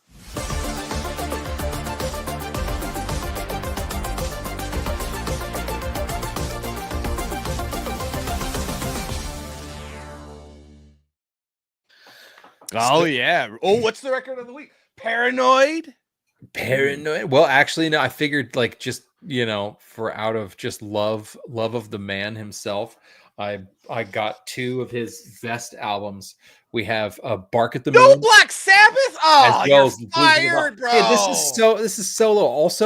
Also, you try finding Black Sabbath records, bro. Good luck. And the Black Sabbath record I had, the one that I do have, is like a really random one, and it's like not even him. He's not even singing in it. So it's but Craig doesn't know you have a record store. So are these from your record store? These are from the record store. These are brand new copies because original copies are very expensive and very hard to find. We recently had, if you check our Instagram, it's at Plants and Records. We recently had, a few months ago, we actually had an incredible collection come through where we had a copy of Diary of a Madman, a copy of Blizzard of Oz, and like No Prayer for the Dying or something like that. 3 old school original Ozzy records. They all sold for incredible prices because they were in great condition, and he is collectible AF even when he was alive. So now his records are going to be through the roof. And we just like to have new copies around. We just like to have fresh copies because sometimes people come in and they don't want to pay. They're like, I'm not looking to pay $95 for a record. Like I'll just get one of these. It sounds fine, right? You're like, yeah, it sounds fine. But the problem with Ozzy Osbourne is if you play that in the record store, all your plants will die. No, they won't. They did just fine. The plants do just fine. The ficuses, just the ficuses, they might die. The ficuses are fickle ficus. Everybody knows that. Everybody knows that. Because Craig, I don't know if you know this, but he owns a record store that sells houseplants. Houseplants, yeah. So plants and records. It was an idea not that we came up with, but that we purchased when we moved here because the owners were moving out of town, and we were intended to be like totally like best friends with them when we came into town, but they were like, "Oh, sorry, we're leaving. We got a really good job somewhere else, but do you want to buy our record store?" And we were like, I heard plants respond well to music. So. Plants do respond. Depends on the type of music. This was a science fair. I did a science fair experiment for like 3 months where I played music for plants. Yeah, and I recorded the data, and it was interesting. The plants died to hip hop. They died. They didn't die. He forgot to water the hip hop ones. No, I didn't. They literally died to the hip hop. The Mythbusters, because hip hop is gutter. The Mythbusters also did this. It's gutter. They also did it. A lot of it has to do with the plants respond to the rhythmic patterns that water makes, and they usually grow towards that. And some music mimics that better or does an even better job than classical and jazz. Thumbs up. Yeah, sometimes intense, like very repetitive. Yeah, see, stuff. My dad's they did die, and I did take care of those plants very well. Salty I have Pop, I have a green thumb. Salty Papa here for the defense. Absolutely. All right, now I believe you. Listen, earlier I couldn't believe you. But anyway, the man himself. Okay, wait, which? Okay, so which albums exactly do you have? These are great. So Blizzard of Oz. Blizzard of Oz. Oh yeah, Blizzard of Oz. Okay, yeah, that's crazy. It's got Crazy Train on. Yeah, that's the best one. Well, that's the best Ozzy. That's his first solo album. Like it's so good. And that's the best one. Let's see, Mr. Crowley. Oh, fantastic. That's a good one. I don't know why you got to have the other one because that's the best album. That's the best Ozzy album. Well, I wanted to bring both because Bark at the Moon is a classic for those. Bark at the Moon is good for those that love Ozzy. I have a 40th anniversary Bark at the Moon and a 30th anniversary Blizzard of Oz. It's all about when they. The only thing that could have been more boomer than you doing that right now is if you pointed to the records with your middle finger instead of your index finger. Do boomers do that? They're like, it's right here. Do you see Ozzy? He's climbing the tree. Exactly. It's the 40th anniversary. Could you be any more of a grandpa right now? Talking about your Ozzy albums. I'm also talking about records. So anyway, that was Ozzy Osbourne's May They're Fake and final Salty and Savage records of the week. Keep laughing, jerk. Keep laughing.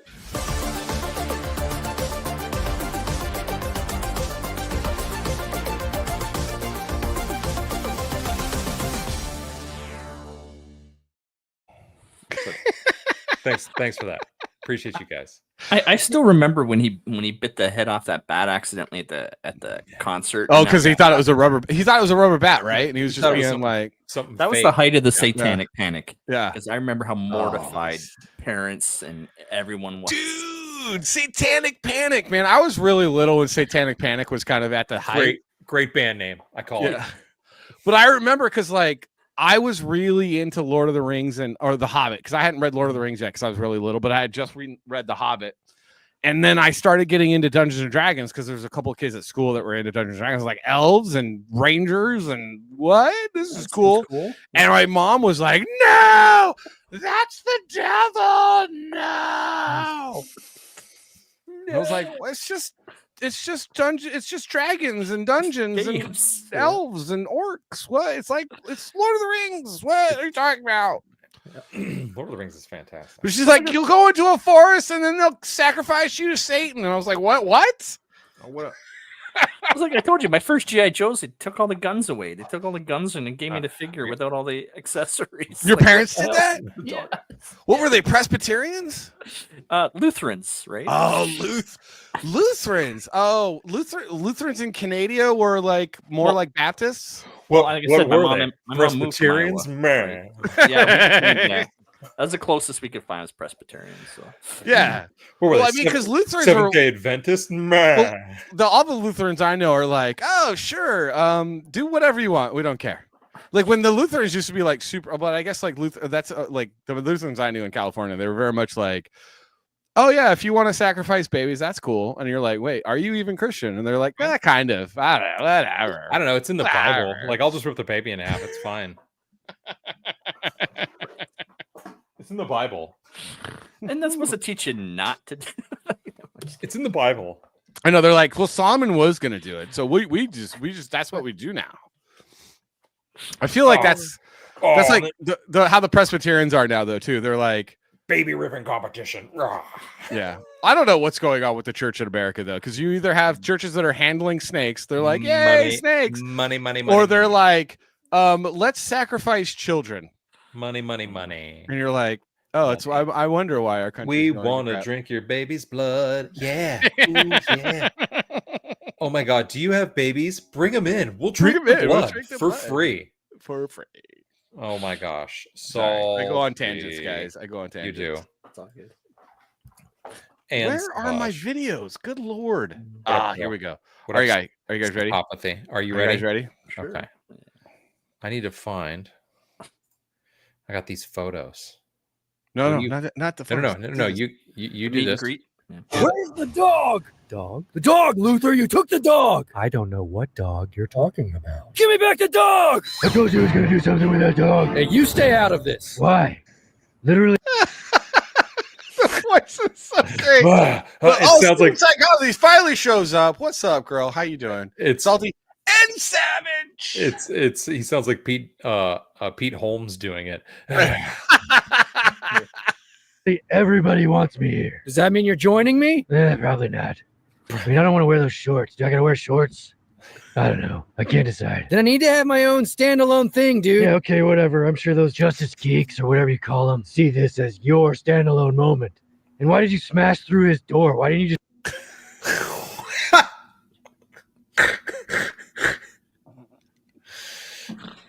When I was watching the movie, I kind of wondered, like, why did he go? Did he go up the elevator and then come in? Like, oh, Superman. Why would Superman that I still haven't seen yet? Yeah. Okay, Craig, please tell me you saw Superman, Craig. The new movie? I have not. No. Oh yeah, baby. Woo! Couldn't be bothered. Be bothered. Man, you guys. They just made too many versions. I'll watch. Actually, really tried to work it out, and it didn't happen. So here's the thing: we're gonna I'm skipping it right now. Hold on. He's doing it right now. This is the best comic book movie since the Avengers arc in Marvel. What? Okay. So I wouldn't like, it's definitely better than like Iron Man 2 or 3, but like, let's just take the entire Avengers arc. Okay. And like set that aside and be like, that was really, really good art for comic books. But ever since then, every comic book movie's kind of been, this is the best comic book movie since the Avengers arc. It is the best DC comic book movie since Tim Burton's Batman. I don't care. Well, I don't care because I'm still going to talk about it. All right, so guys, I'm gonna watch it.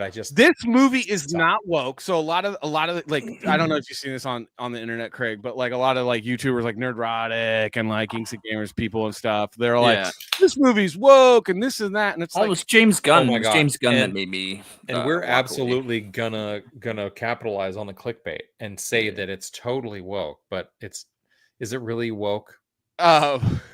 It's not woke at all. It's not and woke at all. it's not woke at all.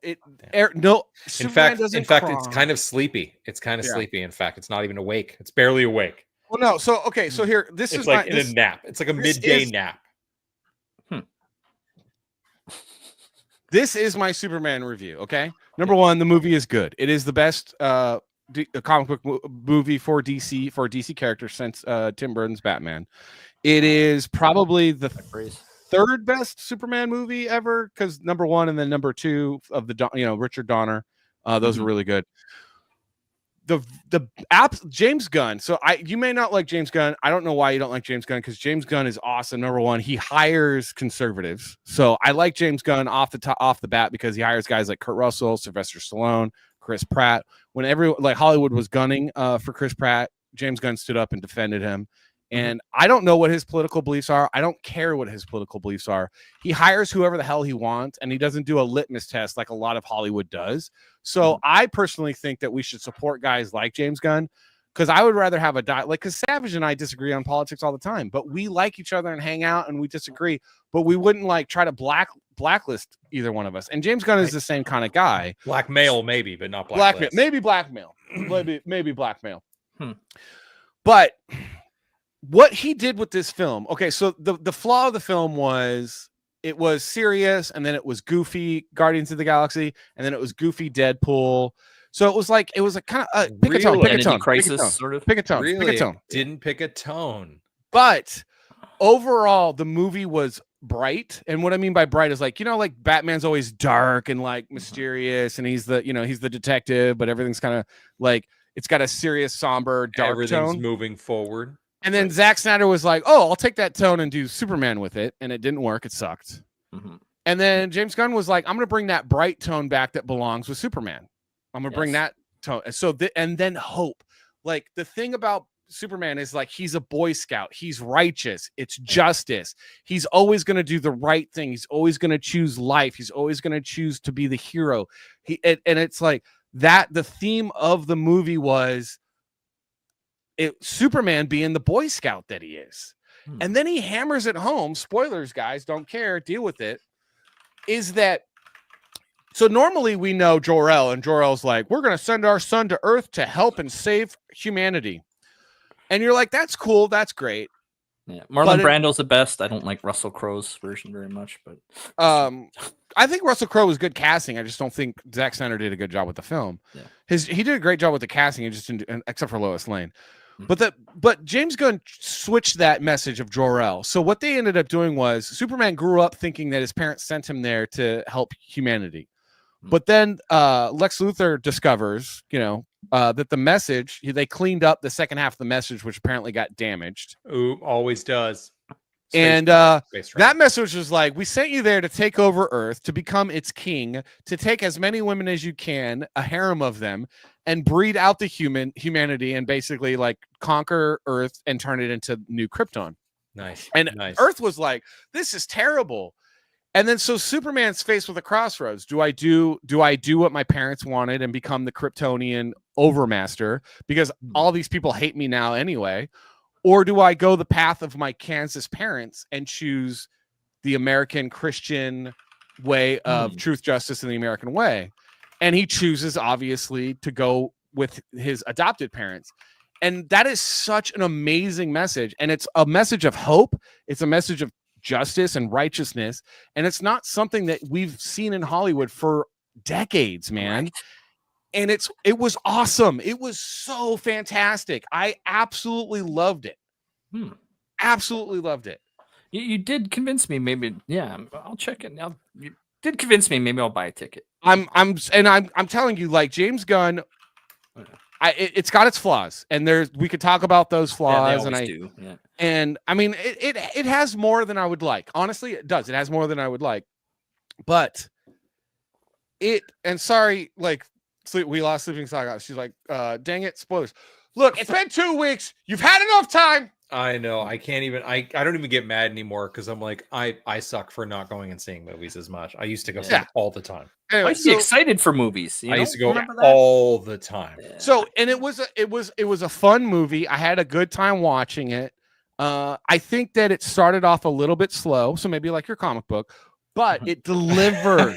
It delivered just like your comic book does. Just like your comic book does. You know what I mean? So it's like if you can just get past the first 15 minutes, you're gonna enjoy the film, and I think it's worth seeing in theaters for sure. Okay, yeah, I'll check it out.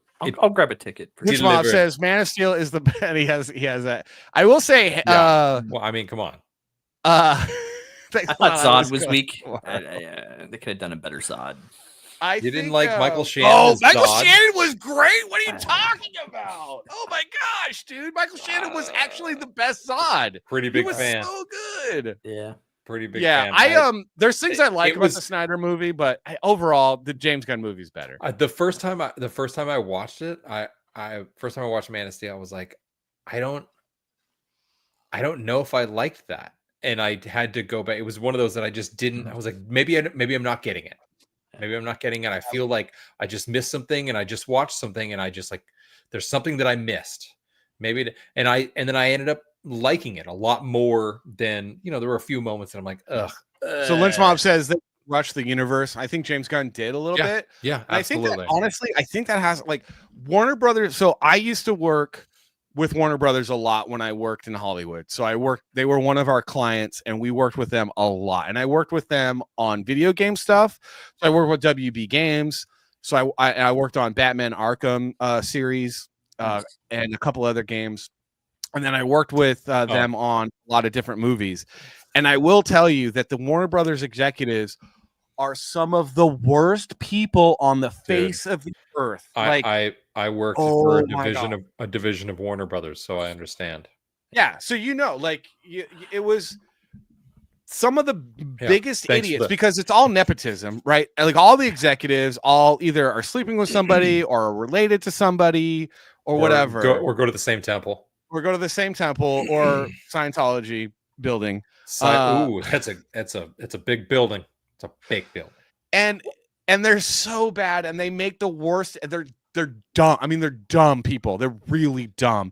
They have contempt for the fan base, and they're arrogant, and they just make really bad choices. It's so weird. We actually a guy that I worked with had a really innovative idea, and it was right before everybody started doing their own streaming services, and it was and it had to do with utilizing our show, which was a division of Warner Brothers, as a vehicle for all of like exclusive stuff for everything under the Warner Brothers blanket, and then going into their streaming and then doing this. And it would have been so brilliant. It would have been this great collaboration, but it was just like, as soon as you take it up to someone, they're like, no, it's not going to work out. Like they don't even move it ahead. And you're like, dude, that's going to be a brilliant collaboration, especially since they own, one of the universes. Like we're going to be able to we get to go on the Friends set and shoot stuff whenever we want, and like all sorts of like backlot things.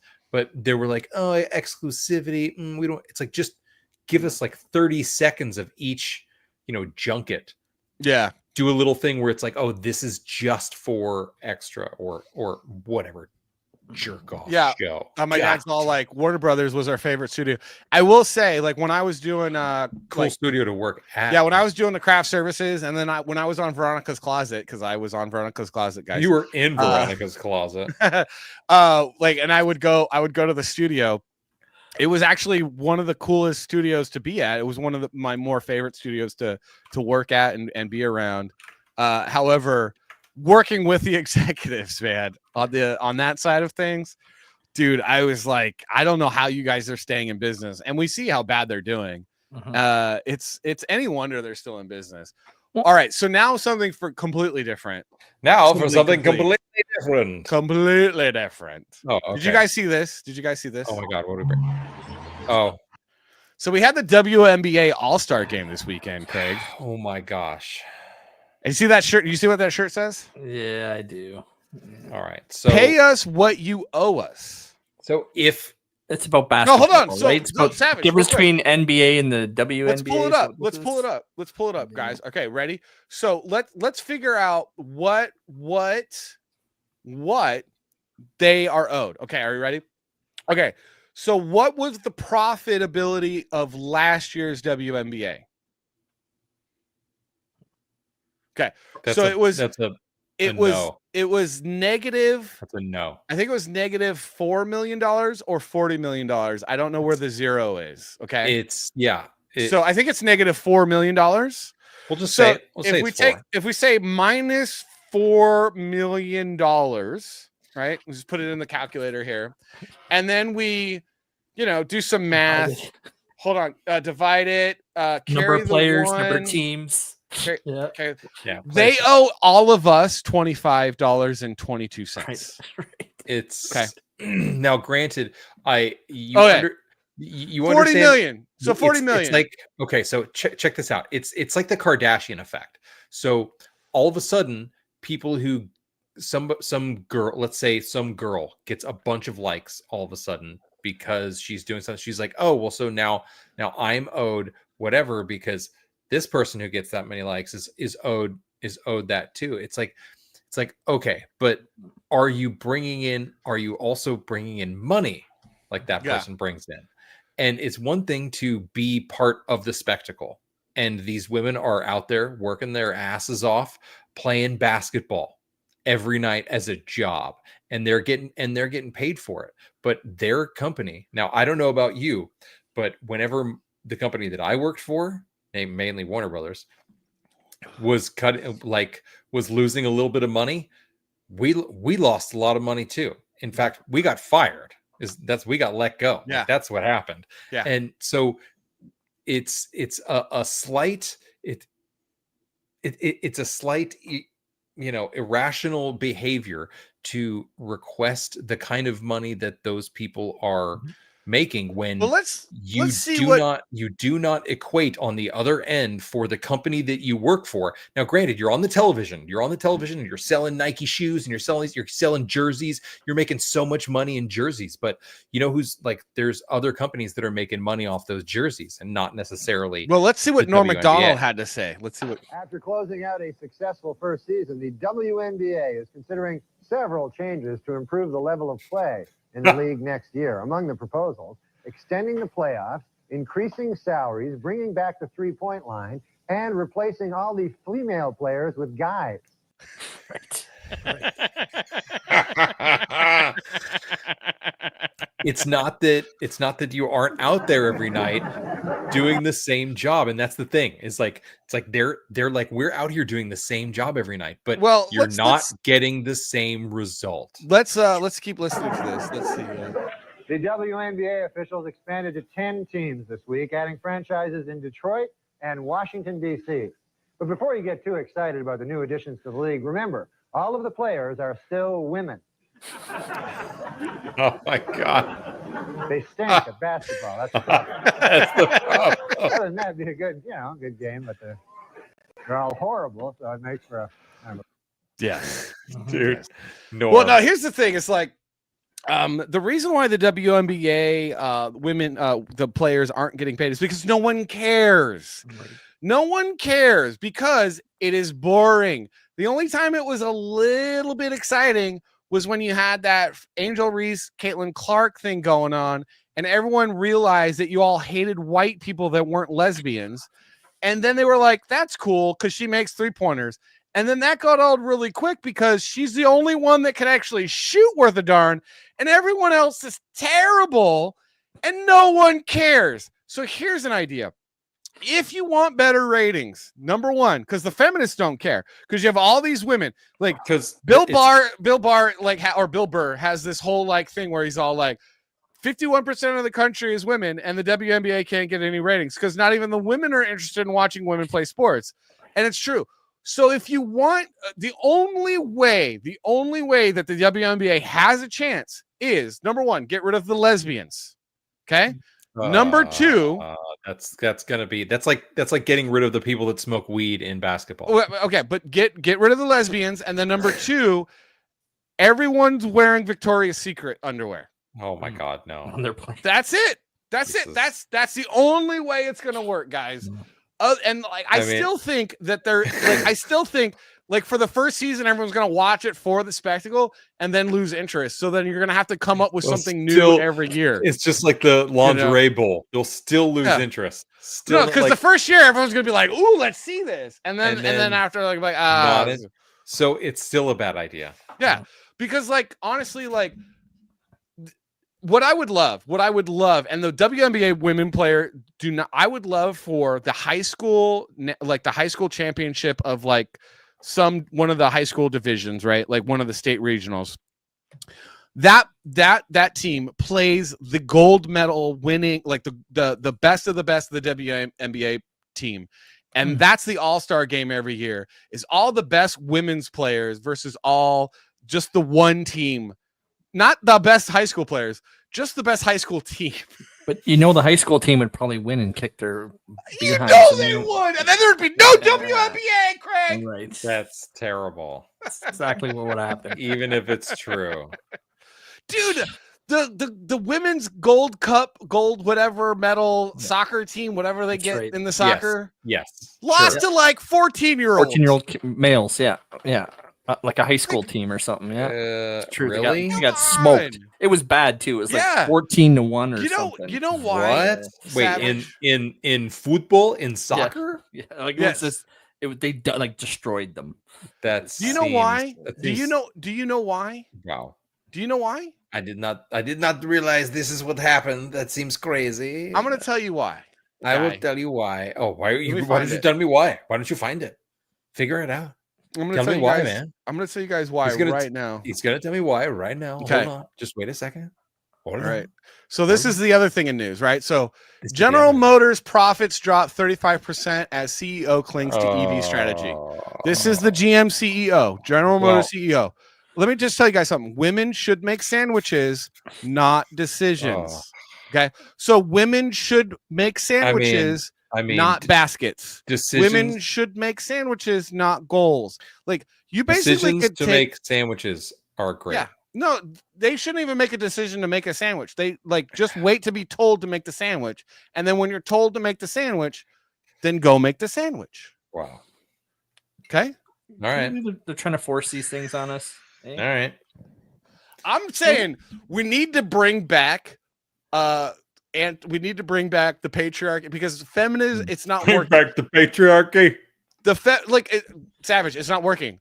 It's not. WNBA lost $50 million last year. $50 million. I don't think the patriarchy is holding that down. I think it's the players. Good Lord. Unfortunately. No, I'm saying it's like feminism's been a joke. It's been a funny joke. We had a good laugh the last 25 years. Ha ha ha. Women think they're equal. Ha ha ha. That's funny. But like, come on. Like, let's okay. Like it's starting to cost $50 million a year. Like, The world's getting pretty crazy here. You're hysterical. I mean, come on, guys. Yeah. I mean, come on. Well, this whole EV thing is nuts. Like, so we're definitely we're a warning lesson to you always up here where I live in Canada. By 2035, we want to go 100% EV, mandatory. Why don't you tell us all about where you live? A boot?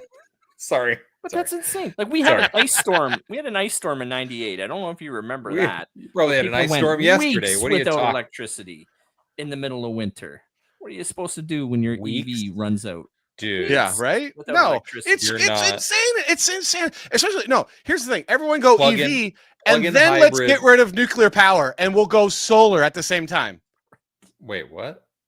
No, so everything goes electric, right? All the vehicles, let's go electric. Okay. But then we'll get rid of coal and nuclear, and then we'll go solar and wind for our electricity. Like, it's like, dude, seriously. I mean, but I love clean coal. All right. So Eric Weathers posted this the other day because this came up on his Twitter. The guy sucked into the MRI machine? No, so Eric says, does anyone else's timeline serve up comedy gold like these two unrelated posts? So man sucked into MRI machine on Long Island was wearing 20-pound workout chain with padlock, wife says. He waved goodbye. And my post that was completely unrelated said, sometimes you're not the victim, you're just the problem. Oh my God. Completely unrelated posts. Completely unrelated posts, but somehow. Oh my God. Somehow. The Dude, two. I feel like I saw that earlier. The two worked really, really Man good. Sucked into MRI. Okay. All right. Yeah. So AI knows. So I was all right. We're cutting it close here. Let me go ahead and serve these up real quick. I got sucked into a house that we were looking at. We've been looking for a home in Iowa. We have not been able to find it. I'm looking for a job. Trying to find a job. Look, just keep liking and subscribing, guys. Subscribe like a savage and sprinkle some salt on that like button, so that we can get monetized, or at least get, like, what is it? Super chats or jizz chats or whatever the fucking called. Don't ever call them that. Please don't ever call them. Oh, hey, let's go. He jizzed up in here. Hey, look, hey, we got a $5 jizz chat up in here. Wait, no, stop. Don't do that. Oh, skeet. All right, anyway. On that skeets, yeah. Oh, the skeet chat. By the way, I couldn't be bothered to see Superman, guys. Sorry. Yeah, seriously. What the heck? You've had 2 weeks. But I've been looking for a house. Hey, look, we've been busy. Also, my dog, like I told you in the pre-show, chat, dog's going for surgery tomorrow morning for something. So it's been like, there's been a million and one things. So, all right. So let's go to an image file. We're going to go to, where are we at? New pics. All right. So we went in this house, and kind of like the normal areas, like, oh, the first floor and the second floor are great. The attic was like super hot and like, oh my God, just completely unbearable. But it was huge and you could redo stuff with it. It was amazing. But then it was like, oh, okay, now we'll go in the back where there's like, there's an additional like carriage house that you could do something with. And you're like, oh, okay, like what could you do with it? And you walk in and you're like, oh, so is that the is that the ceiling and the wall? Like, what the? At least it has a window. At least it has a window.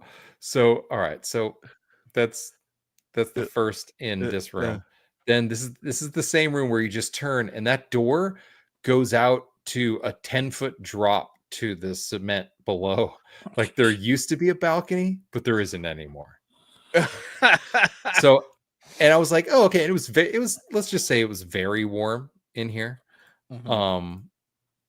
Let's see. Hold on a second. Hold on. I got more of these files here. These get better. All right. So then we went, this was, just another like creepy closet. The ceiling might need a little work. These aren't as bad as you made them out to be, though. I think you might have oversold these. Let's just wait. And hold on a second. We're getting to the better ones as we move into the basement area. What in the love of God is that? So we went into this basement. Luckily, it was daylight out.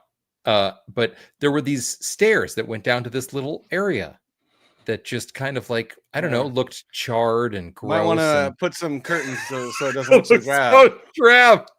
Maybe just a little splash of color, just a little. All right, so let's see. Where are we going next, dude? An actual dungeon, Paulus. an actual dungeon, right? Yeah, dude. And so then, like, I went through this other doorway, and I'm like, oh man, it's just creepy. And there's just like spiders everywhere. You don't really see that on here, but then it was like, oh wait, there's another doorway. Hold on, I gotta remove these before I add them. Hold on a second. And then where are we at? Oh yeah. So the creepy additional doorway, and we're like underneath this house. There's just wires running everywhere. There's weird electricity going in places. Burn it down. Burn it down.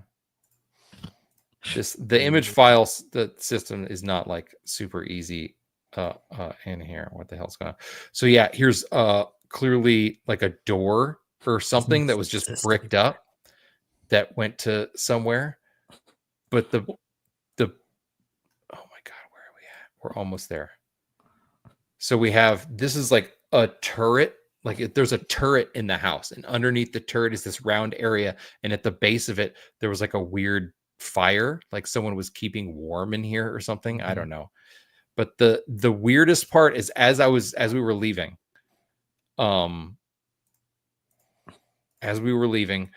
we found a shower. I was waiting for you to say human arm or something. We found this shower. This weird, what in the actual 5 head? Wait, there's like 1, 2, 3, 4, 5 heads. 5 different heads, and look at all the different like. Well, at least the piping is. It's copper. just again, this is just on a concrete floor, and to the left, with a brick wall. With a brick wall, like vinyl, like what you would put on the side of a house, like vinyl siding. It's the just family. The family would shower together. It's just been folded, and this is like where it puts the lotion on its skin, and then it showers again and whatnot. Creepy. It was just, it was something else. So we were like, okay. I don't so know. This was was this a house? home? Was this home previously owned by Adolf and Ava? Like, what's going on? No, it was like it was not previously owned by Adolf or Ada. We saw Germans, and we put the Jews in the basement. But those are the creepy photos from below the home that I went to. And it's one of those where we've been trying to look for, like a really nice place, like a forever home. And we go and we're like, oh, okay, this house looks interesting. Oh, well, let's check out the basement. Super creepy. Oh. Like, and it smelled like, it smelled like mold. Just like mushrooms. Yeah, and that's like in California, that goes for $1,250,000 plus HOA fees. Yeah, same here in Canada. It's probably a $2 million house here. It's Canada. There was I wish you would pronounce your own country correct. It's called Canada. I thought it was bigger Guam. Well, no, that's what's going to happen when I'm Caesar and we take it over. Yes. Who's this guy? Mike so Barron. We're gonna watch this. We're gonna watch this video real quick, guys. Check this video out. Mike Barron here. You may know me as the writer of Punisher, Star Wars, or The Flash, but my most celebrated creation is still Nexus, the groundbreaking sci-fi superhero comic series I co-created with the legendary Steve Rude. Nexus captivated readers with its unique blend of cosmic adventure, moral complexity, and stunning artistry. For those unfamiliar with Nexus, it follows Horatio Hellpop, a man chosen by an alien entity played by Pedro Pascal to execute the universe's most heinous criminals. But this power comes at a heavy cost. Horatio is plagued by visions of his target's victims, forcing him to confront the morality of his mission. Alongside unforgettable characters like Sundar Peel, Judah Maccabee, and Dave, Horatio navigates a richly detailed universe filled with action, intrigue, and heart. Steve Rude's breathtaking artwork has been bestowed multiple Eisner Awards, including Best Artist in 1988 and in 1997. Together, Steve and I were honored with Eisners for Best Writer-Artist Team and Best Single Issue. These accolades reflect the passion and craftsmanship we poured into every page, and that same level of care has gone into this oversized omnibus. I've personally overseen every detail of this reprint to ensure that it meets the highest standards of quality, so that these will fit nicely among any omnibus enthusiast's collection of great works and can be read and reread for years to come. The Nexus Deluxe hardcover omnibus series will be the ultimate collection for fans and newcomers alike, featuring the complete runs from Capital Comics and First Comics, as well as stories from Dark Horse, Forgotten Crossovers, and even my current run of Nexus projects scheduled to come out next year. Once this 4-volume series is complete, it will be the definitive celebration of over 4 decades of my best storytelling. Don't miss your chance to own a piece of comics history. Reserve your copy of the Deluxe Nexus hardcover omnibus. With your support, we'll continue exploring the stars together for many years to come. Thank you. So that's something that. Excuse me. Hey, listen. That is something that I'm actually looking forward to big time. I absolutely love Mike.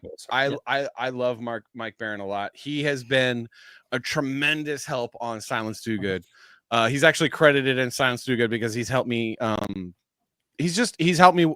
I would send him pages and then he would give me a lot of feedback and hey, you should kind of like almost like an editor in a sense. He's just so giving. He'll interact with anyone, he'll DM with anyone, he'll offer advice to anyone, comes on anyone's show. He's he's an amazing storyteller. He's a good friend, and his greatest work is Nexus, which is an incredible series that has been going on. It's 45 years. I mean, honestly, it's 45 years of storytelling. So guys, check it out. It's baroncomics.com. The link is in the chat. If you want, if you love comics, you love galactic type comics, that kind of like intergalactic type comics, it's definitely worth checking out. Besides Soltak, I mean, Soltak is another good space comic. Soltak looks so good, dude. Soltak looks awesome. It really does. But yeah, shout out definitely to Mike Barron. I couldn't hold the candle to him. So I wouldn't even that's the thing is like Mike Barron is somebody that we can look up to, and he's also somebody that will give you advice on how to become a better storyteller. Like I'm one of those examples. Yes. And I love the guy. We would love to have him on the show, but he goes to bed at like super early because he's older, but he's a good dude, man. Love that guy. So check out Soltak. Check out MikeBarron.com and go see Nexus Omnibus because that looks really exciting as well. That's got everything he says, even stuff he hasn't put out yet. I didn't realize his new stuff was in there. And then pre-order Silence Do Good. 3 comics, guys. There's 3 comics. Well, actually, a lot of comics. Soltak's like 4 comics right now. So much, but check it. All the links are in the chat. And then if you get the I Want It All, you'll get the new issue 2 cover with the beautiful Maddie V. You want to take a look at it again, guys? I cannot wait. And I cannot wait for that t-shirt because that t-shirt is dope. Oh yeah, the t-shirt's good, but look, get the Maddie V. That t-shirt is gay. Right there. Oh yeah. And we need to send some to Canada. Canada. We need to send some of this to Canada. Oh, some of the Beard Balm. Yeah. Oh, yeah. Do you have any left over? I definitely need some of that. So. You need some Beard Balm action? Yeah. Well, I make my own Beard Balm here in Iowa. I make wherever I live, I make it, but currently making it in Iowa, and it's all like natural, fantastic stuff, and everybody seems to love it. Salty Papa's got it. I think Uncapped's got it. There's been a number of folks who have been on the show who have got it. It lasts for a very long time. So Jared Bricky got it. Jared got some. Do you know Jared? Me? No, I don't know the name. But you ship Frost international? Frost Comics? Frost Comics? Oh yeah. Yeah, I know Frost Comics. Frostcomics.com. Yeah, that's Jared Bricky, yeah. Cool. Yeah, he's nice. He's been on the show a few times. So I think let's see, do I have everything? Is everything been I just wanted to make sure really to talk about the WNBA, because I want equal opportunity talking about. You know what? You could take your equal opportunity. Suck it, come on, son. If we're gonna talk shit, let's do it like equal opportunity. Everybody, let's talk shit. More money is you better be worth more money because most often not. The thing is end of your business. Here's the thing. Here's just imagine for 2 seconds. Imagine we paid. Imagine the WNBA was like, okay, we're gonna pay you all way more money. You're all now millionaires. How does that make the league better? How does that make? how does it make it more entertaining? How does that bring in? It's not even entertaining. Are they going to be wearing gold chains now? No, it's not going to. There's nothing that's going to be nothing is going to draw in the viewers. If you get paid, if you're getting more money in your pocket, that isn't going to make anybody in the United States go, oh, well, she's getting paid, right? Oh, well, now I'll watch it. I mean, now I'm going to watch the WNBA. Look, I feel like they either let the fighting happen more or they just play in underwear. Well, they're really I don't know. They're playing up the Caitlin Clark stuff. They're wanting to make it seem like she has intense rivalries with multiple people because they're using her as she's their Michael Jordan right now. Lisa Leslie was the one back in the day and now it's Caitlin Clark, and Caitlin's fantastic though. She can shoot, though. Like she is hitting points, and you're like, wow, that is kind of interesting, but I can't watch the rest of this game. The rest of the game's terrible. Caitlin's lovely and everything, but sorry guys. So Salty Papa says good bomb. Boom, certified. Yeah, buy it. certified. Buy it. Certified. All right, dude, Mad Ruth, thank you so much for being here, bro. Thank you for having me on. Thank you so much. Check out the links are in the chat. I need to update my tag. You guys have good tags. I'm just like, I'm anti-Democrat. You gotta change it up. We'll work on it next time. Yeah, we'll update you. It's still true though. Anti-demonic. Oh. Yeah. Well, same thing. Well, is there a difference? There's not a difference. D is for demonic. D is for demonic though, bro. Yeah. R is for retarded. Like, bro. R is for retarded. Okay. Don't you forget about it. Don't you ever forget it. All right.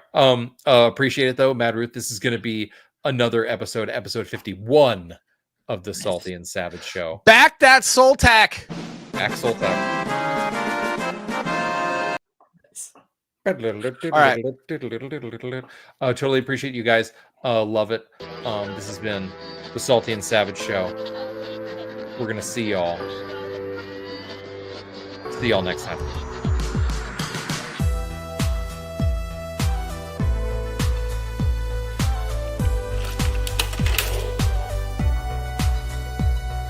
It's all there, black and white, clear as crystal. You get nothing. You lose. Good day, sir.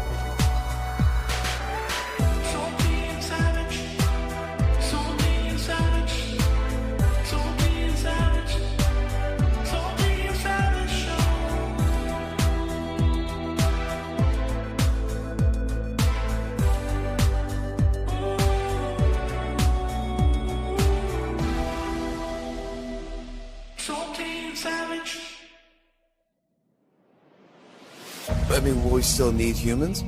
Not for most things. They told you AI was just a tool, but what if it was a trap? Designed to addict, engineered to isolate, built to control. They want you in the pod, hooked to the machine. Your thoughts, dreams, and ideas harvested like crops until there's nothing left. But one man stands in their way. Ben Franklin. He is Silence Do-Good, a time travel agent on a mission to shatter their enslavement of humanity. The battle for your mind begins. Silence Do-Good Volume 1, Electric Dream.